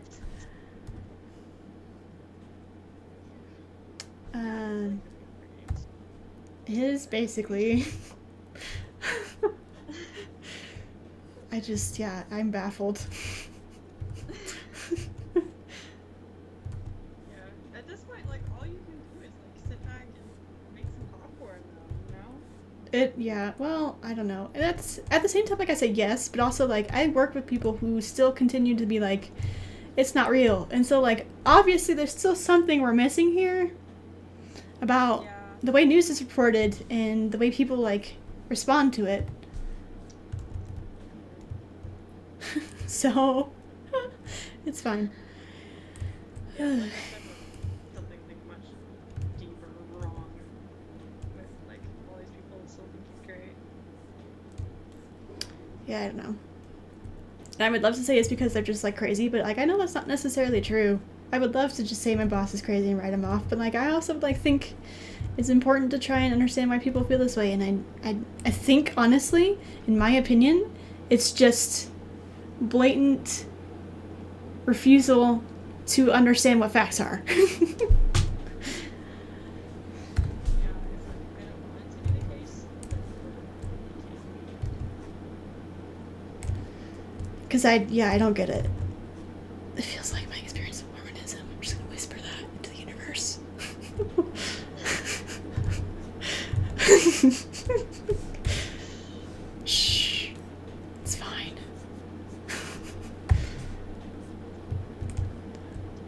don't think about it too hard.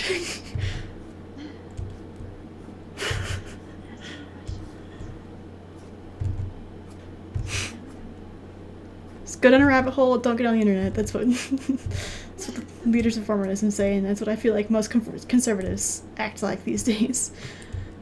In my experience. I'm not going to say all of them are like that, but also, like, I just, it's bizarre to me that we can be this far in an impeachment investigation and still be like, collusion didn't happen, impeachment isn't real. Hello. This is just like stuff about Democrats.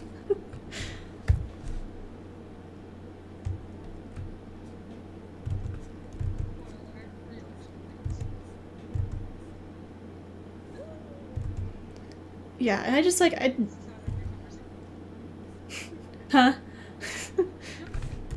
Well, I was just gonna say, like, I feel like it's especially troubling to me because of the way it normalizes scandalous behavior in elections. Yeah, for sure. Like, I don't think that our elections should be based off of, like, who can find the most dirt on the other person.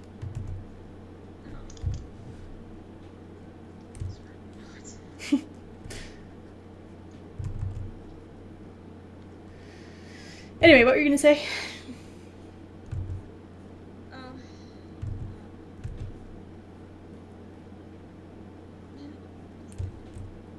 It's so hard to not talk about this stuff, even if it's like so frustrating to. Yeah, to be living through, and then also at the same time, like, I can't, like, stop thinking about it because also it's insane, and, like, sorry people, it's politics. I don't mean to talk about politics, but, like, when I start, it baffles me. It makes me enraged.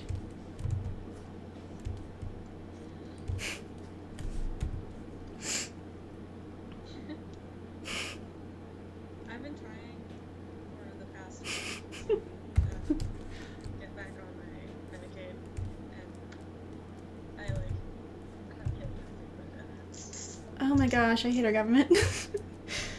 Cause so I'm gonna. yeah, that it's terrible. Yeah, I got kicked off of it when I finally like got kind of settled in Seattle, and was like, okay, I need to like call and report that my income has changed. I'm like not nothing anymore. I like have less income now. So I'm gonna do what I'm supposed to do and like tell them about it. Yeah. And they were like, I mean, I'm working part-time in Seattle. Out of college, where you can't work for 3 months out of the year. Yeah. It sounds like, so I'm like not super worried about that because it sounds like the company that Cornish contracts with Mm. is Bon Appetit, like the Mexican government. So, Oh. so like that's who I actually work for, but they're like contract so I don't think it's Oh, interesting. like other places throughout the South that they staff. So it sounds like they're in some ways they just pay people, Mm. but they don't do that for like the winter break. So I'm not going to be working for a month in between like December and January. That seems dumb. Because, yeah, it sounds like most people just get seasonal jobs during that time. Mm. Yeah. Which is still not ideal. No, it's not. And like, I tried to explain that when I called to like report the income. I was like, okay, so this month I'm making this much, but next month I'm like, I'll be making nothing. yeah. So and when they were like, oh, it doesn't matter, we're keeping you off. LOL, bye.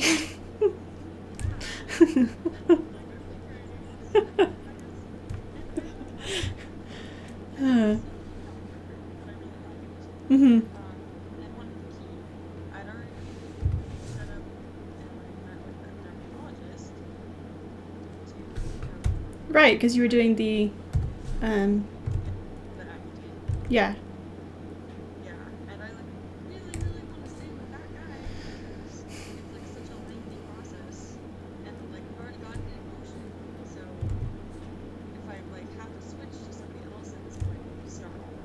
Yeah. That's like kind of my frustration with the whole I couldn't get a doctor's appointment until December thing, because I like am looking to move in like less than a month from then. So what even is the point? There isn't one. Yeah. Like, you have to kind of establish a relationship with the doctor. In order to work with them, yeah. Yeah, for them to like understand what you need. Yeah. So yeah, no worries. That I like literally sat at for Oh my god. and then it just errored out every now and then. Yeah, that sounds accurate. And then it didn't even work. So I'm like, okay, I guess I'm trying again tomorrow. So the next morning I spent like 3 hours on the phone, like being passed around between people, trying to like find new insurance that would cover these doctors that I already have. Mm-hmm. And like, no dice yet. Welcome to being an adult. Yeah. It's like extremely frustrating. Yeah. I'm sorry, that sucks. I'll be in the same boat in like 2 months. We can scream about it together. No, you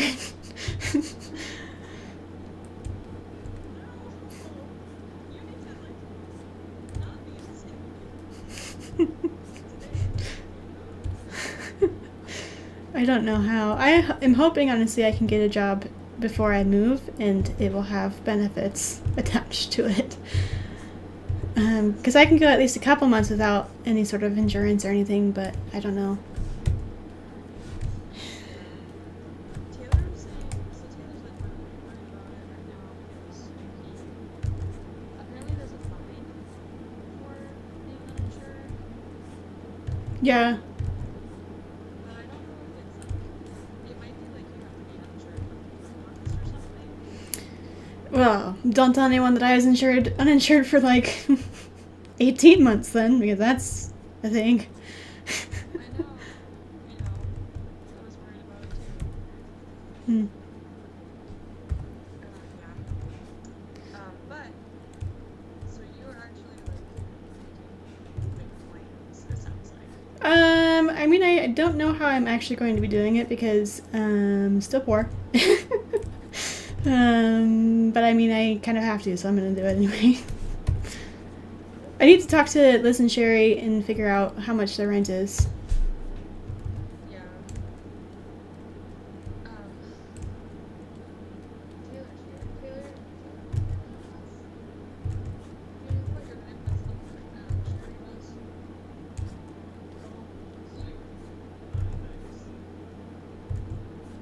With just the two of you. Yeah.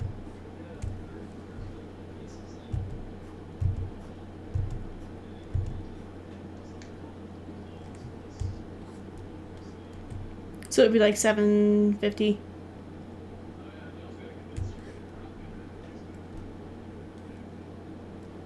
Yeah, I mean, I think that seems pretty displeased with the bills spent on the internet, so hopefully they will discuss that amongst themselves.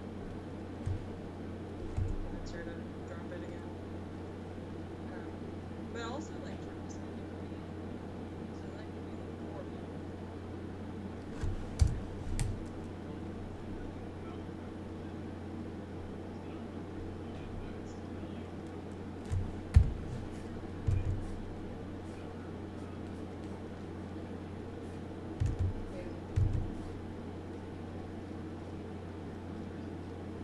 Yeah. Reasonable. For Seattle. Understandable.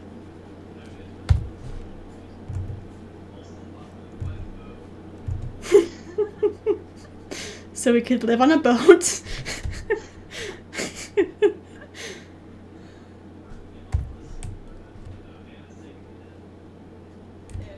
Ish. Ish. Yeah. Only 2 people are supposed to live here, and it's like sketch that I have to like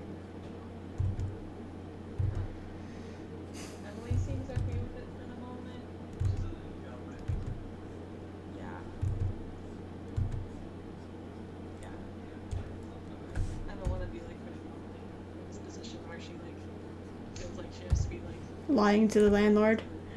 Yeah. Also, at the same time, like, rage against the machine is basically how I feel about that.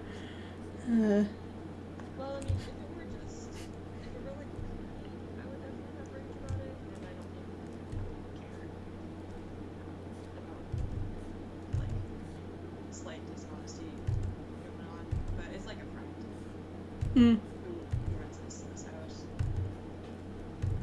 It's like a long time friend of her side of the family. So I don't want to be putting her In that position for long. That makes sense.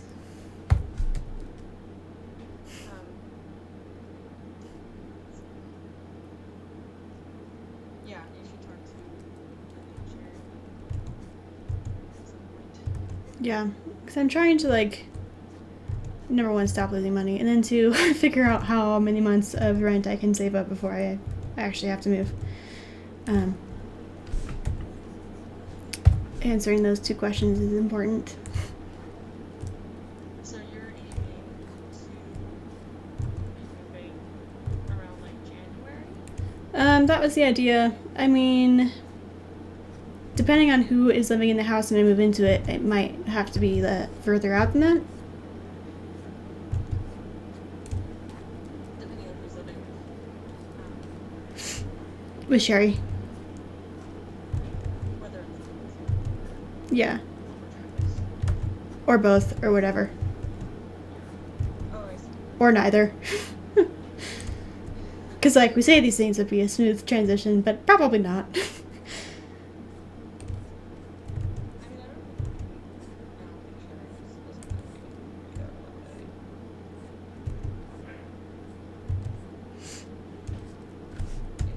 Yeah. It sounds like Travis on the idea of living with Sherry and Travis.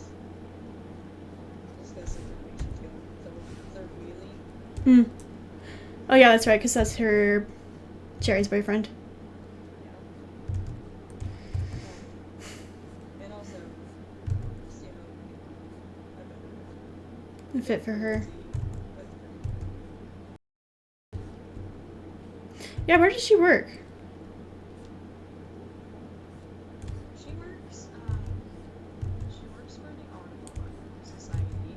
Hmm. So they have her like kind of going around to schools in Mm-hmm. Seattle to like have little workshops with like students, Nice.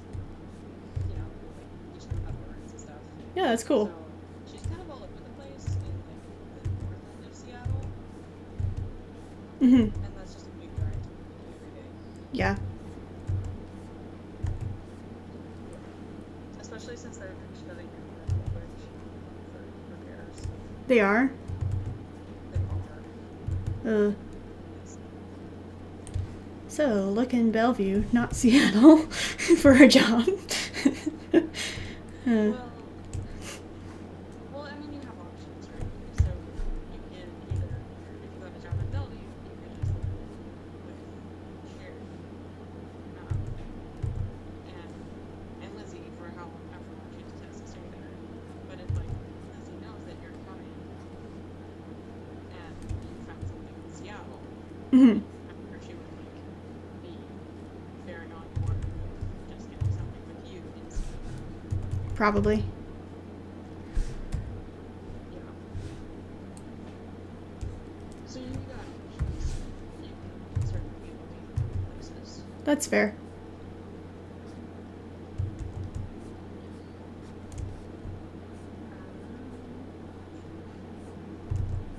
I'm like excited that this is actually starting to be in motion.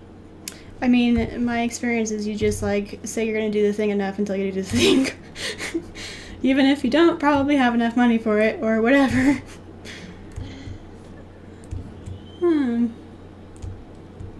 That's very much what happened.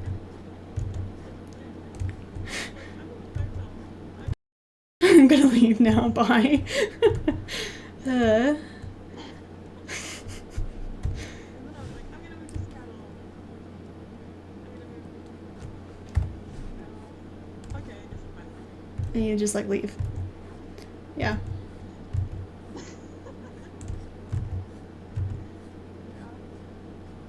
Just gotta say that. Like, talked it into existence. Yeah.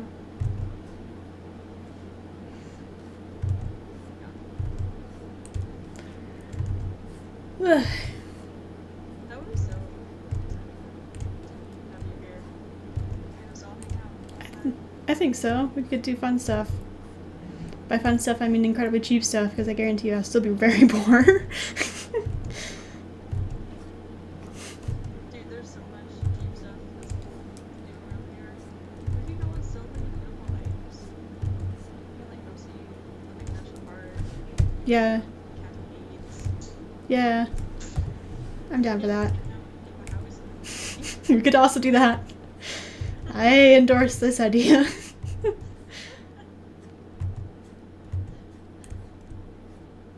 This is Kelsey Christensen. I endorse this.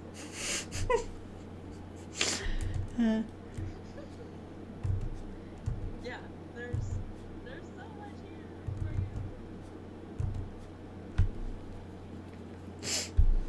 Just have to make it happen.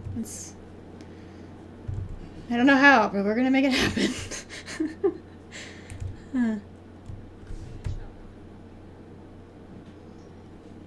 Yeah, I mean, even if we have to get a job like at the Y or something. Yeah.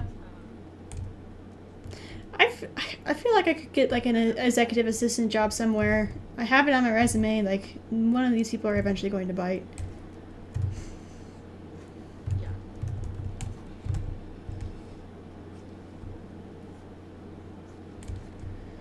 So, I don't know, hopefully. And then maybe I can like earn actual money, and then I can like not feel like garbage every time I get home.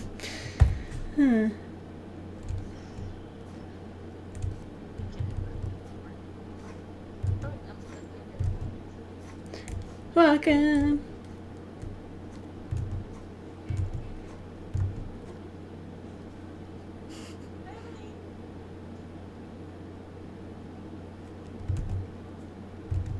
Yeah, that's the leaves candle.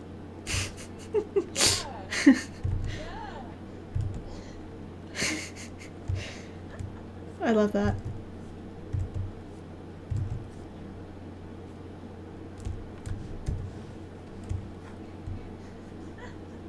That's so funny. We'll, like, let it burn fire, and then we'll like smell the candles, Mm-hmm. and then she'll pull out like all the candles that smell like Abercrombie, and she's like, "This one smells great." And I'm like, Emily, no. No, Emily, no. Spare my nose. And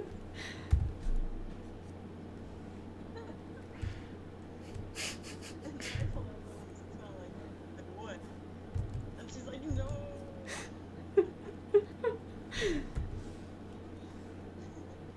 We can't do it. We have. I have a video with the leaves candle. There we go. Yeah.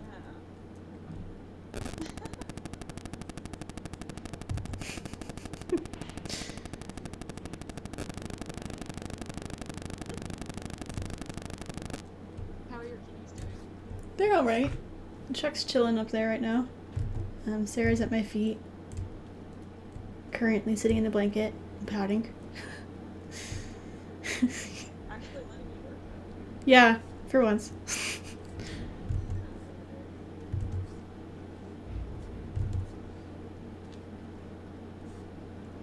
They've been kind of. Seems to be doing. Oh, I was gonna say they just have been kind of like needy recently because I've been home less often because I've been Yeah, right. working. Makes sense. How's Tiger doing? He's doing better, I think. Yeah? Yeah. I'm still doing the IV thing with him every day. But I finally found a food that is healthier that he likes a lot. Oh, good. Yeah. It like I just bought like a whole bunch of different kinds. And they actually did a nice thing where they're like, yeah, we'll give you these like trial ones for free and you can like see if you need them.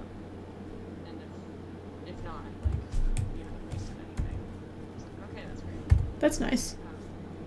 Yeah. I've been like really pleasantly surprised with like the kind of like small town stuff that like shop pop up there's people do Yeah. here. I was like not expecting it from a big city. Mm-hmm. Uh-oh. Uh? There's like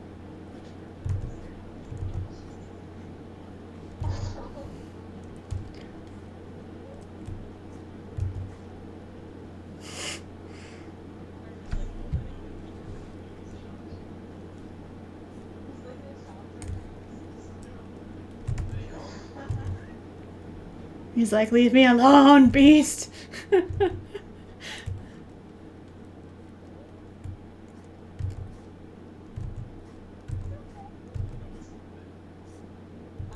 probably good.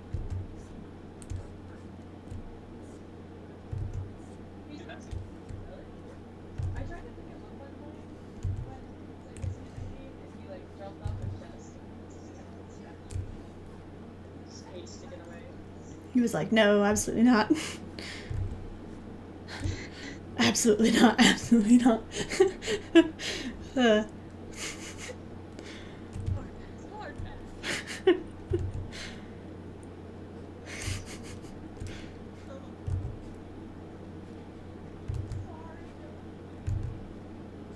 It's not your fault. He's like, I don't understand. So sad.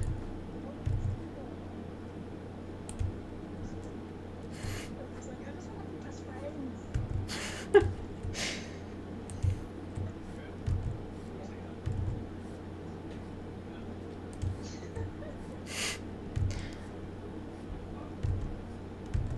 Constant drama.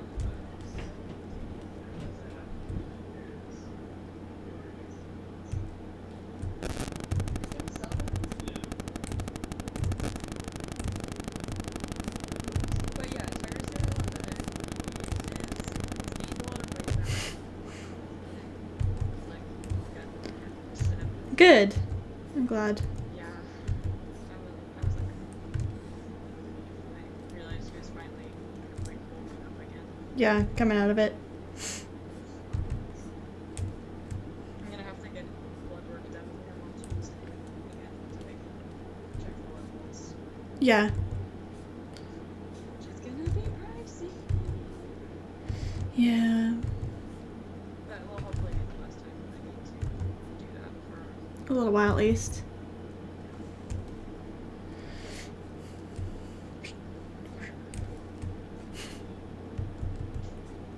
Yeah.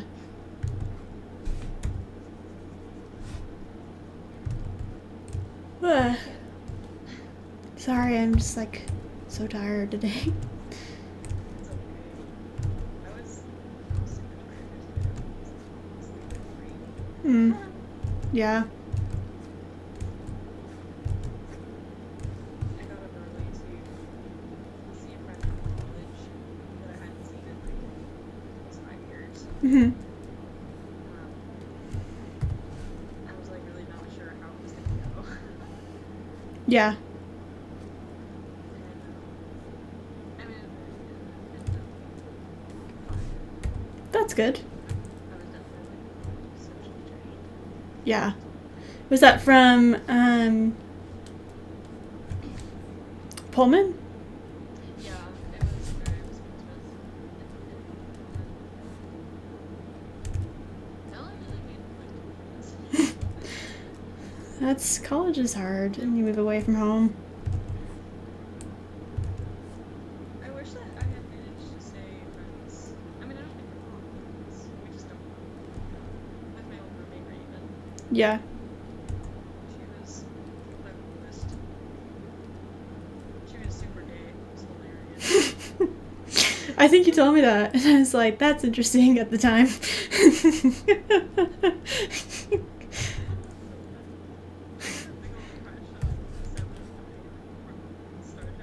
Oh, yeah? And she was like, yeah, at least 7 of 9 probably. You're like, am I supposed to read into this?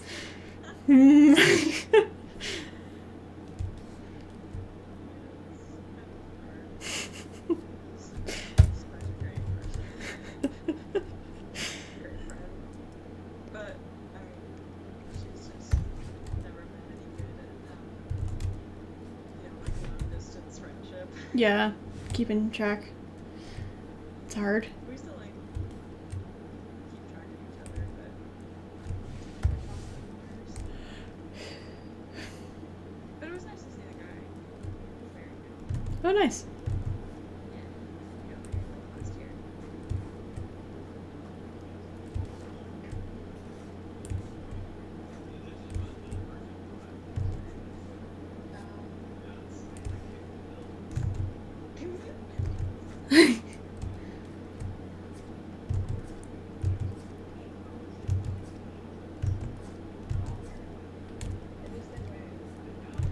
It's the Christian way.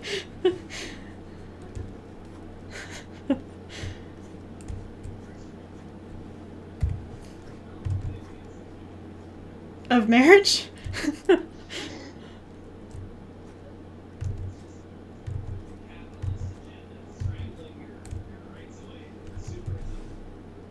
Is it though?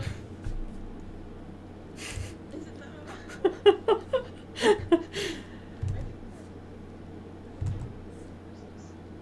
I think you're thinking of Christmas. uh.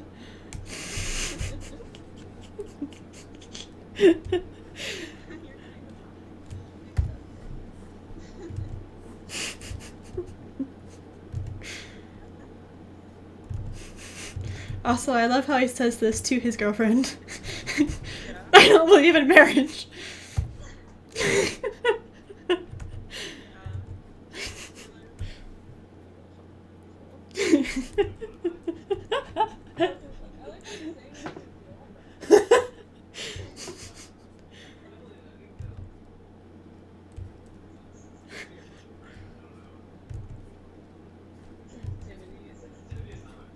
Yeah. I feel like you're pretty good at political correctness. Yeah. But no.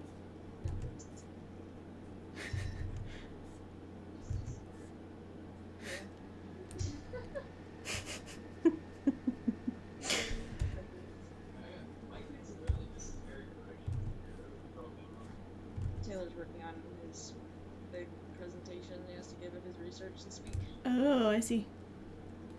Yeah. I've been working ridiculous days to get ready for it. Can you hear the sound that Noki is making? No, I can't. Consider yourself lucky. What is he doing? So, have you seen these, what are they called? Kongs? It's like a rubber snowy... Oh, yeah. The like little toy food thing. Yeah. It's got like, it's hollow and you put like treats in there. Yeah. Yeah. Noki has like 4 of these things. And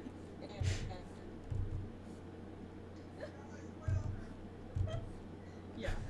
And she's like constantly gnawing on them. And it's not a good sound. I can imagine. Yeah.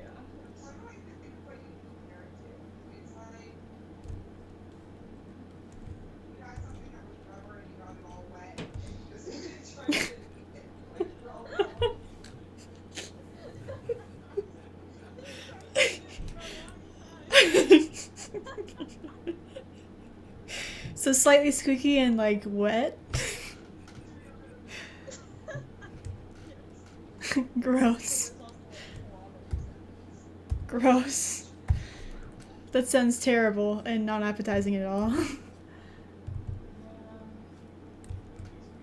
She does it while Emily is trying to sleep.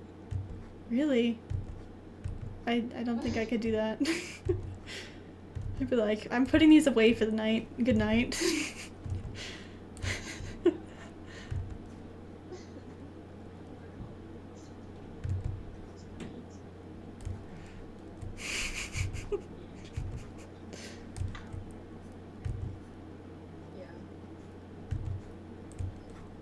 Noki's very cute. Mm, Sure. I believe it. Like her. She's very fun. Yeah, she's like a mountain dog and a Labrador, right? Is that what you said? Yeah, she's a Bernedoodle. So she's like Bernedoodle. a mountain dog and a just a poodle mixed. Yeah, a standard poodle. I see. Yeah. So she big? So her is like, yeah, she's pretty big. She's 40. She's small. I disagree. Natasha is small. Well, yeah. So Emily grew up with her parents had Old English dog. Uh, So that's like what she thinks of when she thinks of what a big dog is. mm. Yeah, like 100-pound dog. Which is crazy to me. Yeah, I mean, like anything that's like larger than a terrier is a big dog to me. Like a Labrador would be a big dog. Yeah. She seems big to me because we've only ever had cats. So that's a lot, right?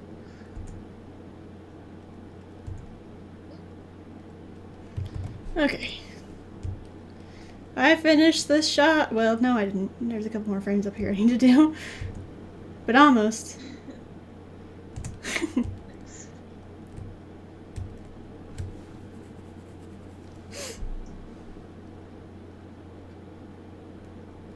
Do you have a bed that you're gonna be moving? Yeah, You do. I do. Pourquoi? Parce que there's an old bed frame here that was my dad's. Mm. Taylor was using it, but he's got another bed frame, like an IKEA one. Wait, why? So if you're gonna sell your bed, why are you keeping your dad's bed?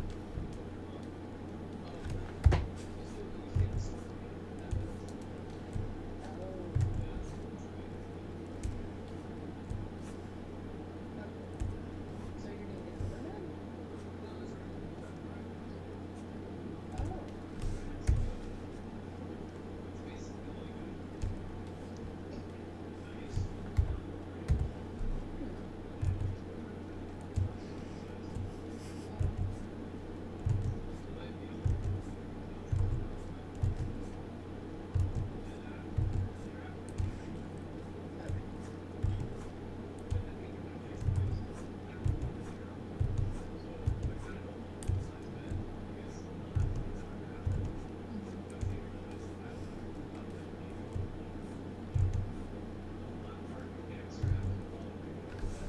Hmm.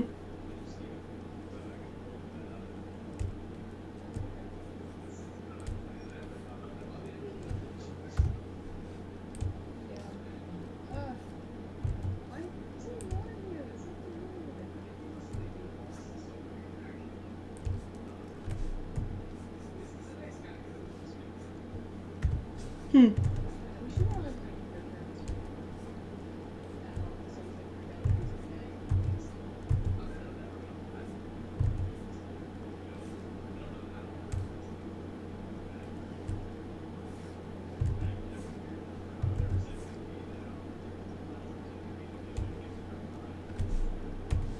Huh.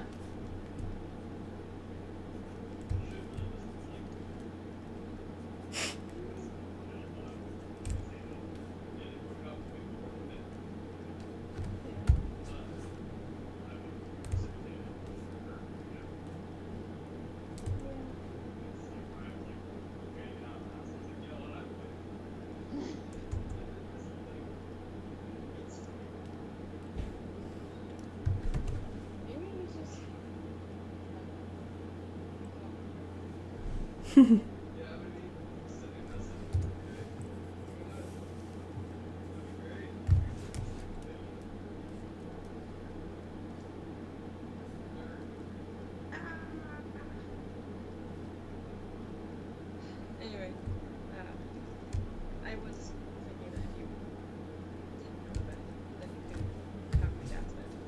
I see. because it's already cherries. I see. No, yeah, I have one that I bought in college because all of the college beds were terrible, and so I still have that one, at least. Nice. Okay. Very good. So what all do you have that you need? There's not a lot. I have like a bedroom set basically. I have a white desk, I have a dresser, and I have a bed. And then just like all of my stuff. So clothes and like some kitchen stuff. The cat stuff. This bookshelf behind me. Yeah, and the cat towers. Yeah. Which, like, it really is not a lot of stuff. If I got like just a standard truck, it would not be that much probably, and it would all fit easily. Yeah. I wonder if it would even would it fit in a trailer? Could be towed? It might, but I don't have a car that can tow it. Oh, you don't have that much. No. Because it doesn't sound like that stuff would weigh that much, but if you have a kitchen, that's Yeah. No, it's not. Yeah, I was trying to find a car with a hitch, and then like it just like wasn't an option. yeah. That's what happens when you tow your sister's car and you have to buy a car in a week. That's like that's the situation. It's fine. If things evolve, it'll exist that. I think a lot of the like I mean, things have calmed down a lot, but I think mostly it's because I've been promising I'm moving out in January. So that's why I'm trying to make that happen. Like, I have been mostly nothing but a burn since I moved in here, so I think it's time to go. I just don't like that she's making a birthday. I mean, I guess it's not wrong.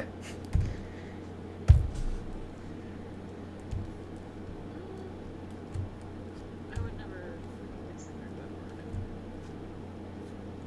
I mean, but you also don't get calls from my mother. I'm sure if you had to have a monthly call with my mother where she screamed at you and told you were going to hell, you probably would also not enjoy having me around. That's not your bad. That's your mom's crazy. That's not. I don't know that it necessarily matters. The fact is, the reason my mom is like halfway so crazy she is at Rachel is because I'm here. It's just the way it is.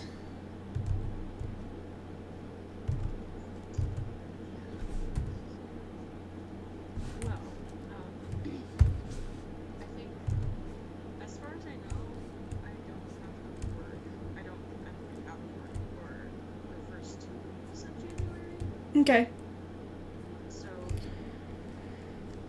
if you are like going to be living in that time frame, I can help start us a little bit and keep you posted on it. Yeah, I'm gonna try and like start figuring out the logistics of all of that because honestly it would be nice to have somebody help drive, and so if I could help you pay for a plane ticket, maybe we could do that if you're open to the idea. I definitely want to do that. And I think probably flying like the first couple weeks of January is not going to be very expensive. It's like past the holidays. I mean, we think that, but also I'm not sure. I need to look at it before we actually say that that's a possibility. Well, I was going to book a plane ticket tickets from Seattle to Denver a couple days ago Mhm. to see if like having a week off for Christmas would be an option. And since those are like 2 big airports, I mean even for like the Christmas time frame, it wasn't that expensive. Mhm. So like after Christmas, I'm sure would be more manageable. So Ideally, but yeah, I mean, we just gotta look at it and see. yeah. Yeah. I will know hopefully within the next week or so what my actual like working schedule will be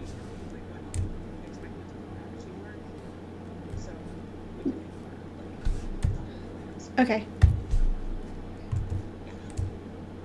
Yay. Sounds good. Maybe I can convince my boss to give me a raise and not tell him I'm quitting in a month. uh,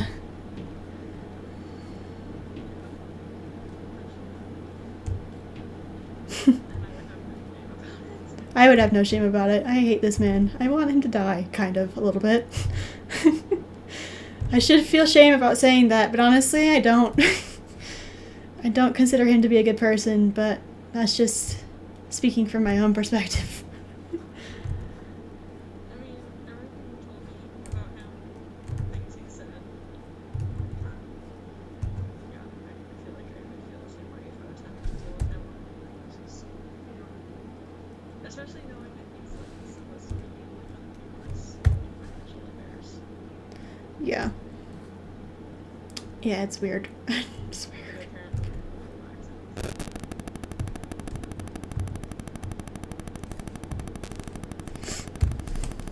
Yeah, I don't know. This has just been like quite the learning experience for me in this job.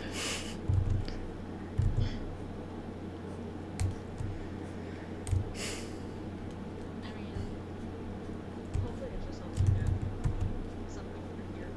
Yeah.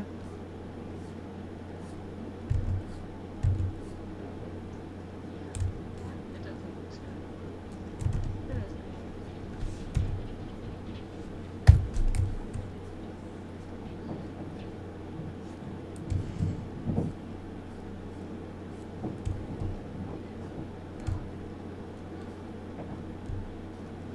Oh, is she going for something about?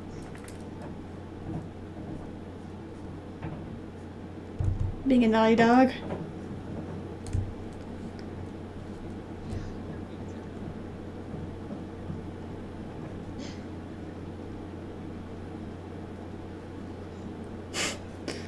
All I hear is just like crashing in the distance.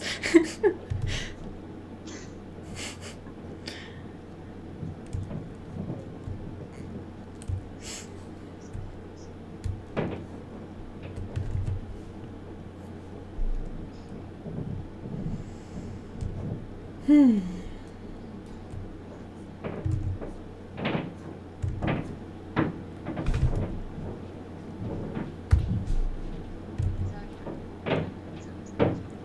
I think that's actually Natasha trying to chew on a bone upstairs.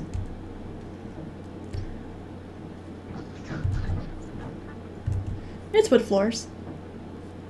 And there's nothing between the subfloor and the top, the ceiling here.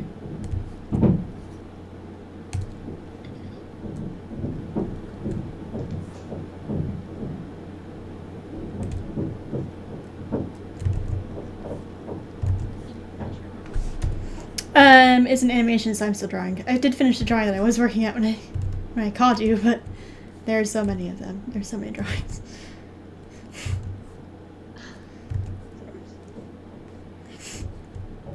I would share my screen and show you, but I think that it would probably crash my computer.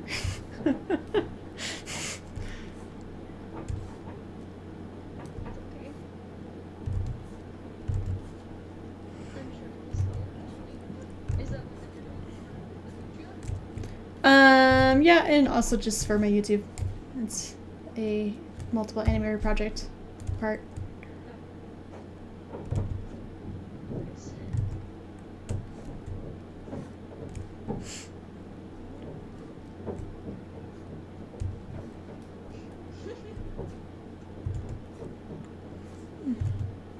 I'm trying to think of like other things that happened this week. Huh? Oh, Emily was Popcorn. Popcorn. And then I called her. Oops.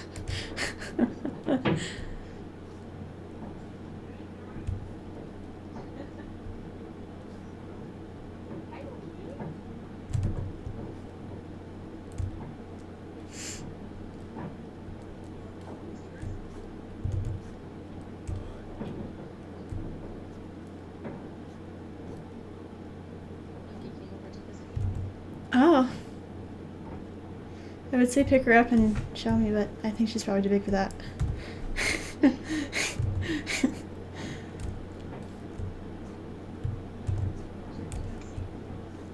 She's like, no.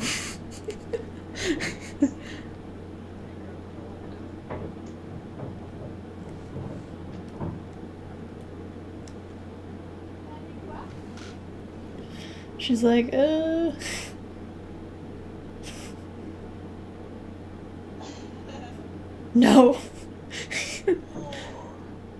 Oh, hello.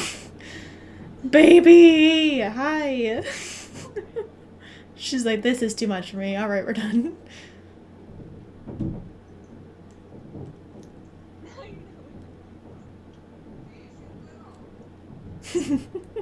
She's little.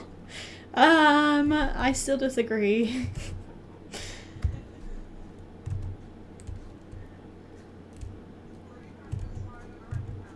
That is true, but I don't think that's little. Yeah, Linus is like smaller than Tucker.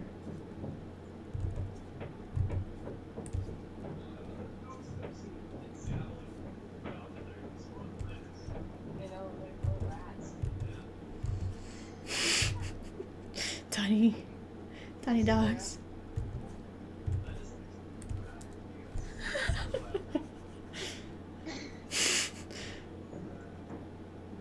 This shakes. Does he shake? He shakes so much.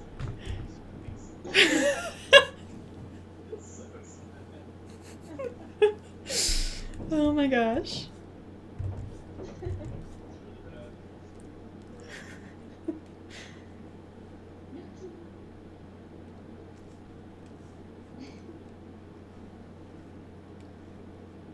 I've been trying to reassemble my easel today that my dad made. And it's like trying to put IKEA furniture together, but minus the instructions. Oh yeah. Yeah. I don't really know what I'm doing. And he even showed me how to take it apart. But it was like a month ago and I don't remember. And I'm like, I know he's gonna like laugh at me if I ask him. So I'm trying to figure it out. I turned on my camera for you. I realized that it was off. Oh, I thought you would have all this. You would crash your computer. It was technically on a different program, so I just switched it over. Now I get to go to these. Yes. Chuckity. He's asleep. Oh, hi. You're like, who are we talking to? It's me.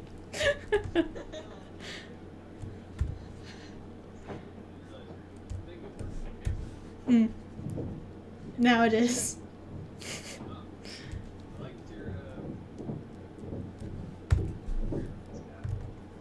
Great Rumpus Cat? Oh, yay. Yeah, I still need to, like, go to a Kinko's and figure out how much it would be to print.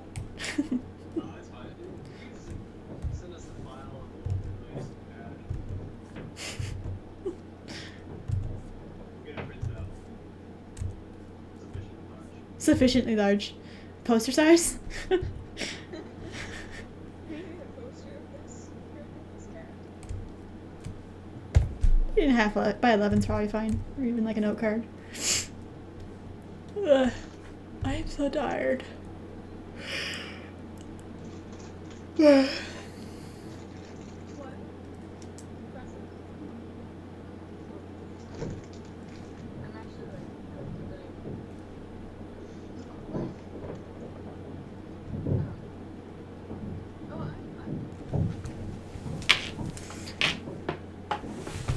I'm gonna take off my jacket because I'm hot. Ugh.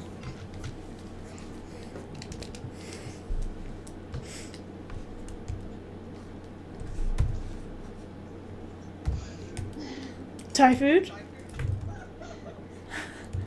Thai food sounds good.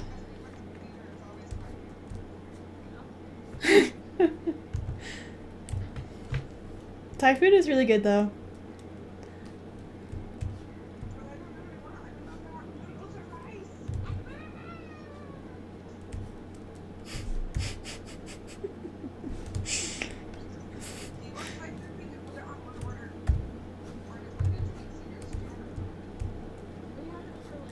So I'm not like super hungry at the moment.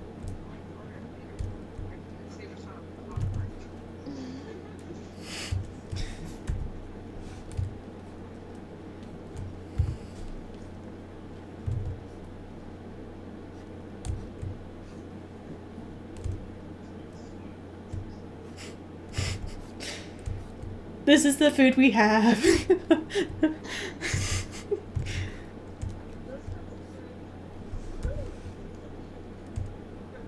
Woohoo section? Wow.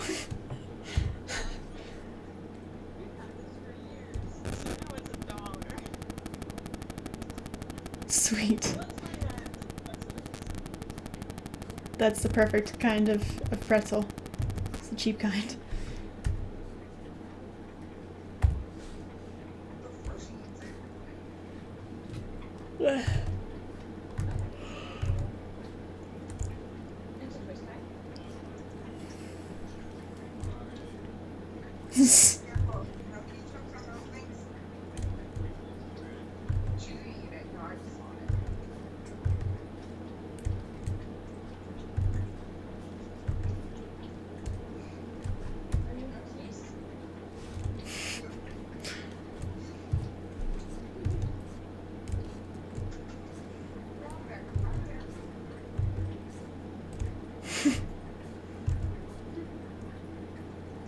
The sound of a pet owner.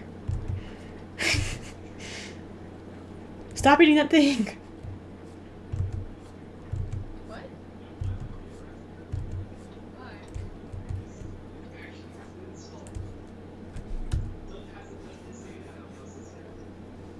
Oh my god.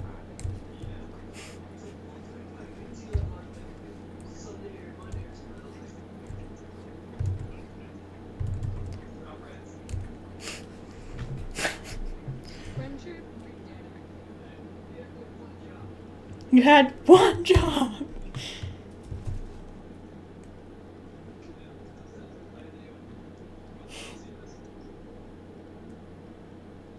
I'm sorry.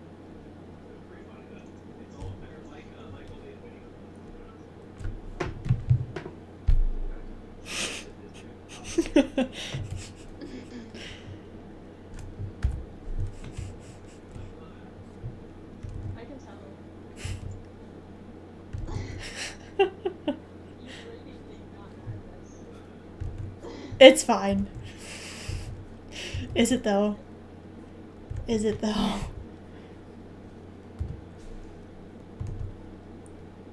Zero. Oh, that's a big stretch. Yeah. Should you like cat yoga? Yeah. She's probably gonna start crying in a second. I should show you these pictures that happened last night. Happened? What kind of pictures? I was doing yoga and then Tucker was doing yoga with me. Wow, oh my gosh. I love him so much. He's such a good boy. I can yoga too. I love that he's just like barely touching your finger, like boop. Like what is this?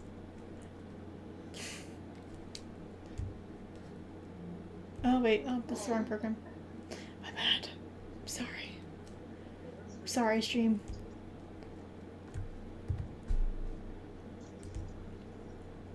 Is the stream still hearing everything? Yeah. This is the best conversation, somebody says.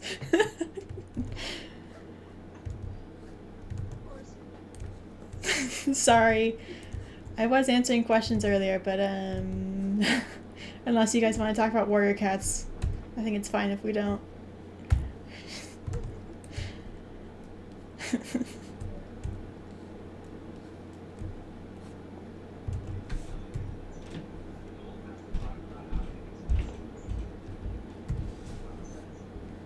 Oh.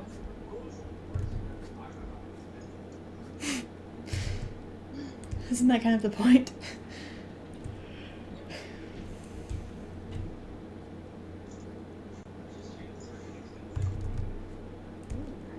There you go. Good job. There's a buzzword there. Well done.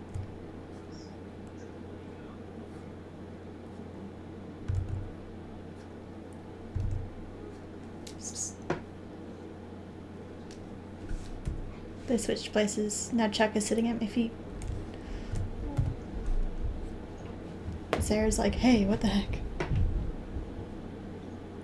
Oh, Dinner's ready. okay.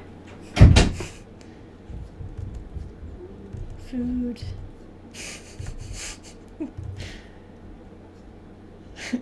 What kind of food?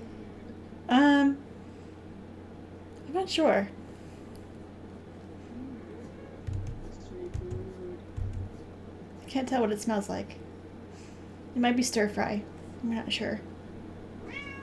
Sarah! She wants to go eat. Well, she wants to go try and murder Milo while I eat.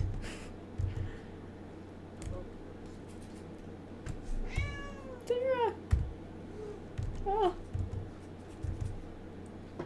Oh. What?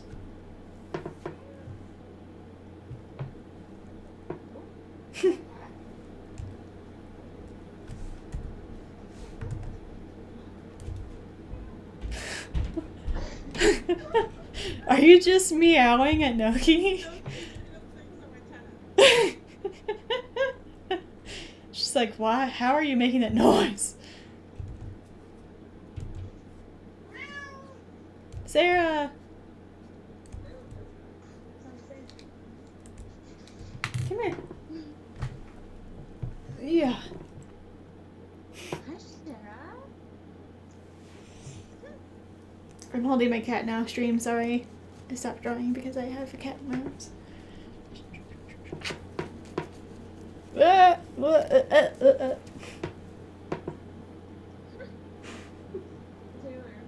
have you ever seen Cousin Cat? You should look. This is Sarah. She's right there. She's a ginger puss.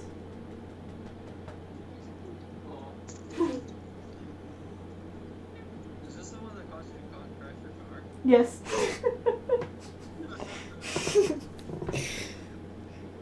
She's like, hello.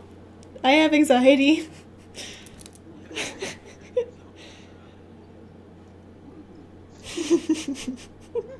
I am a danger to myself and the people who love me.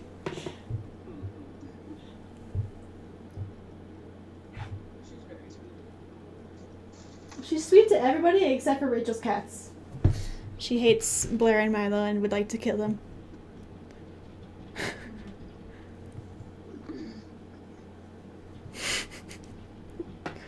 Hey. Is Chuck in reachable distance? He is here somewhere. Is he underneath me again? Yes. Come back. No. Okay.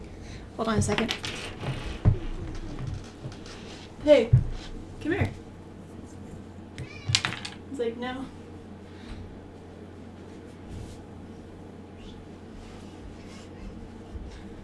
Chuck is in. This is Chuck. Ugh. He's my monster. Ugh. Look how big this cat is.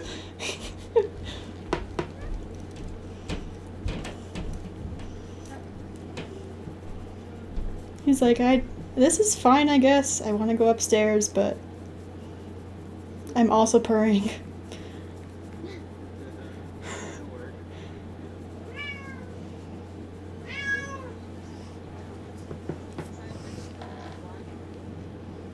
Um, His gums are black?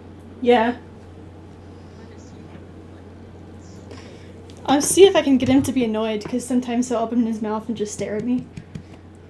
Hi. Hello. Although, he's just gonna put his paw on my face. He's big. He is a big cat. I think he must be part Maine Coon and maybe part Ragdoll. Because he's like a bag of bones, but like too big. Oh shit.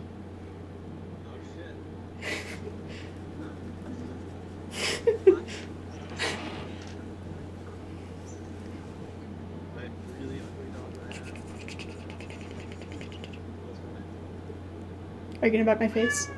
Please don't bite my face.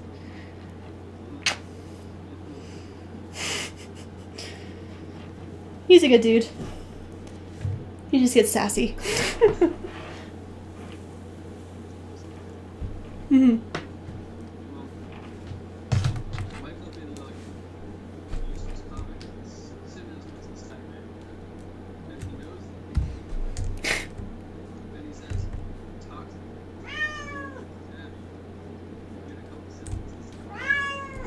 Sarah.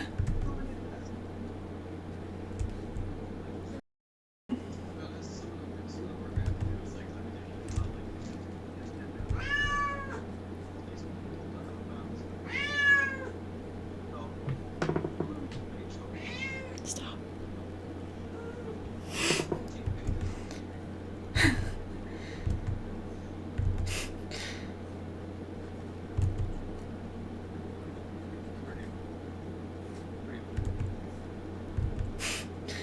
That's fair, I think.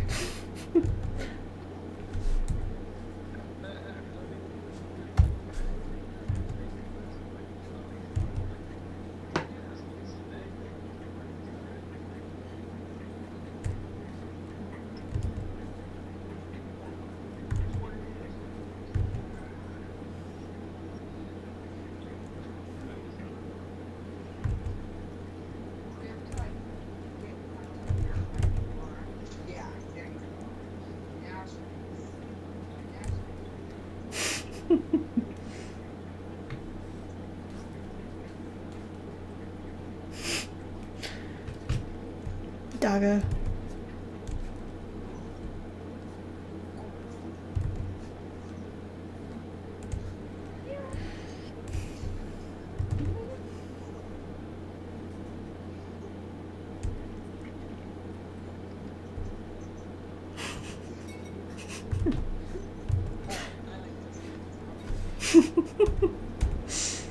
Nice.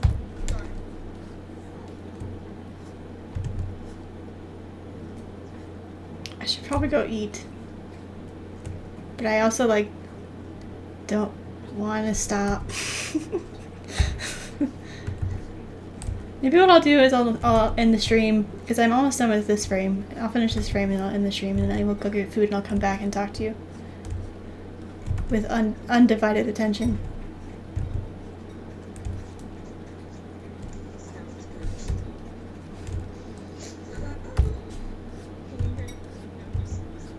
Kind of. Is that what's happening?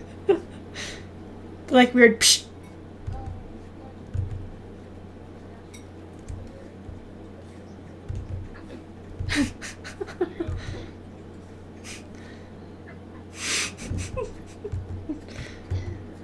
Does she do the thing? Okay, so Natasha is a corgi and she's small and like a little dog, and so we pick her up like she's a cat all the time. But she'll like sneeze directly into our mouth. And I swear she does it on purpose. She like aims.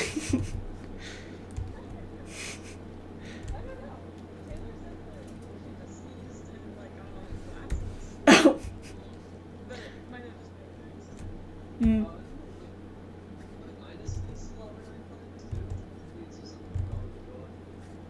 Yeah. It's a sign, like, it's them showing you that they're playful. Like, this, apparently, because at talking playtime, Mm-hmm. she would, like, sneeze at bugs, and people were, like, moderating the play. Yeah, it's, like reminding everyone around them that they're playing. Really? Interesting. Missed it, I missed it. I did not know that about dogs. Makes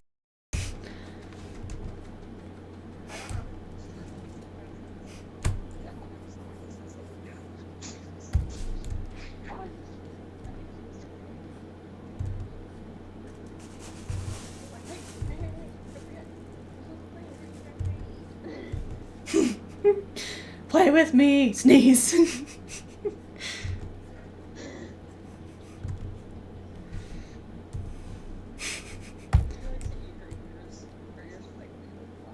super long, and so she chews on her own ear. Wow. Yeah. So I like to like take her ears and then like smack her in the face with them. Amazing.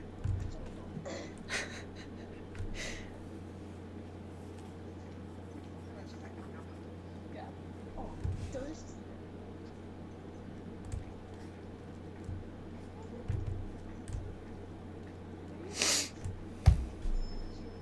Her face with her tail.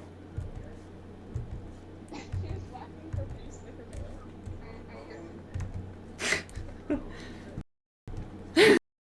Her own face. That's what you like talking about? Taco time? As in the restaurant? No,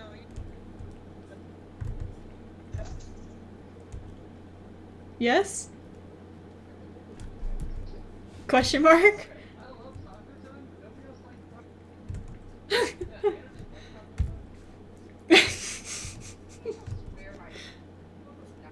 Taco time is the best fast food restaurant, like, in the Seattle area. Are you sure?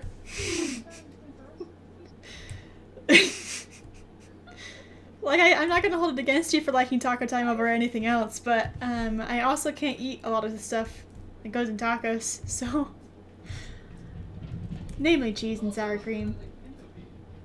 I can have like beans and I can have like meat in like a corn shell taco, but like, I don't know, that's not why you probably go to taco time, huh?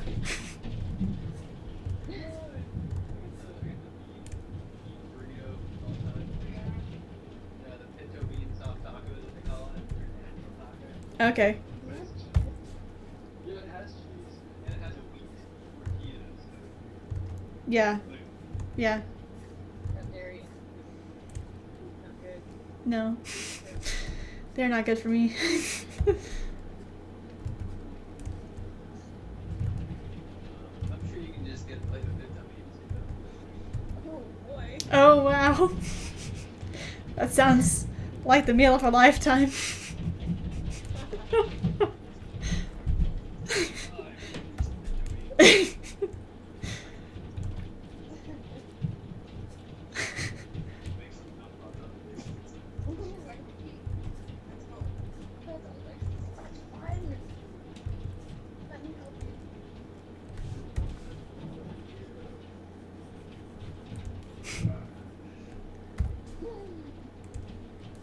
Sarah is just like staring at me. I'm almost done with this frame, I promise. She's like, hello.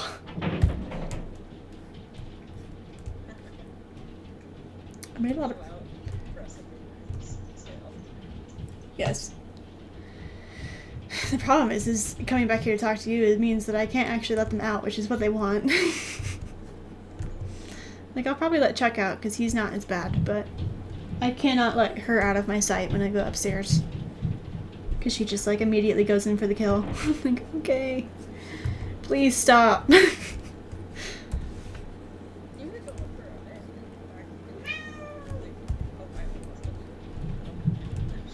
Are you sure? Because I could, like, go and call you back.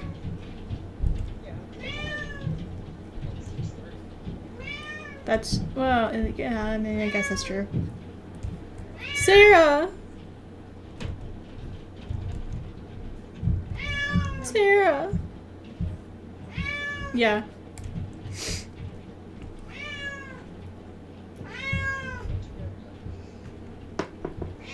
Hey. Can you not do that?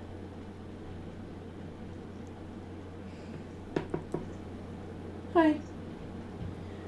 I love you. Can you just need that blanket for a while and then finish this frame? She's like, no. I'm gonna be mad about it.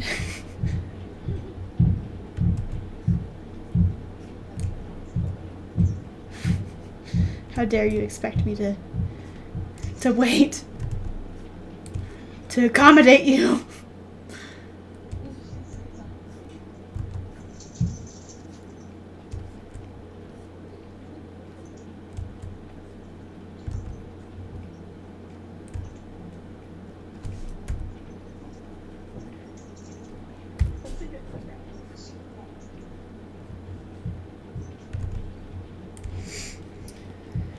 dun.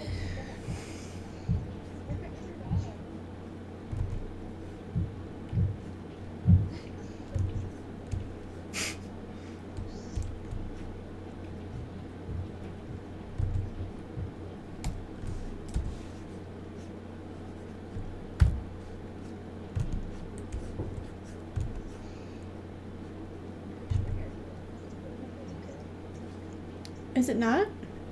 It's just, well, I Oh. It looks good. Thank you.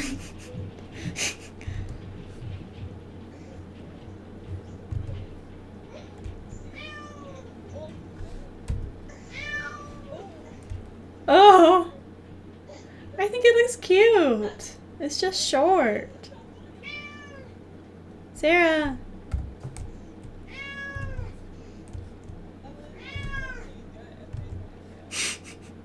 I think it looks fine. I don't know what you're talking about. It's a ponytail. Sarah! We just make eye contact.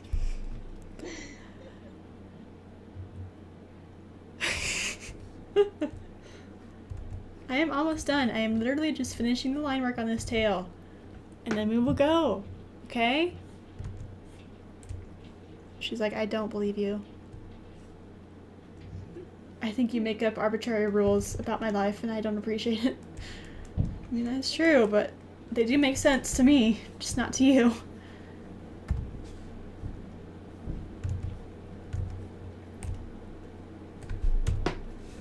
Okay, okay. Alright. Oh, I forgot her eye. I need to do her eye.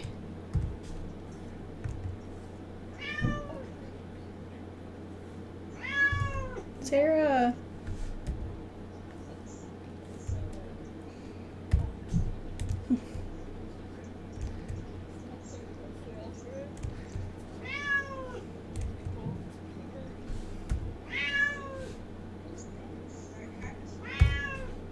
She is. It's her only weapon against me. And it works.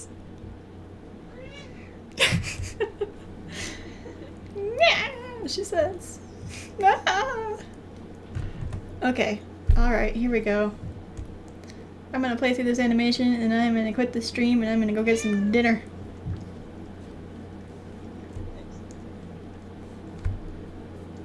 Unfortunately, you won't be able to see it because there's a lot of stuff happening, but here it goes. Yeah.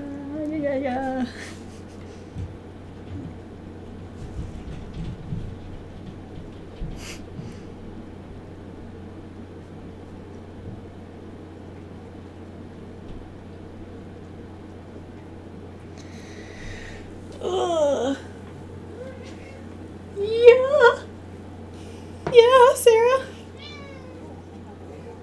Yeah.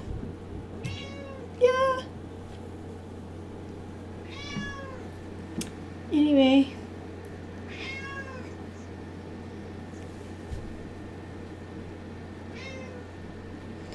Okay, so I'm gonna be done with the stream now.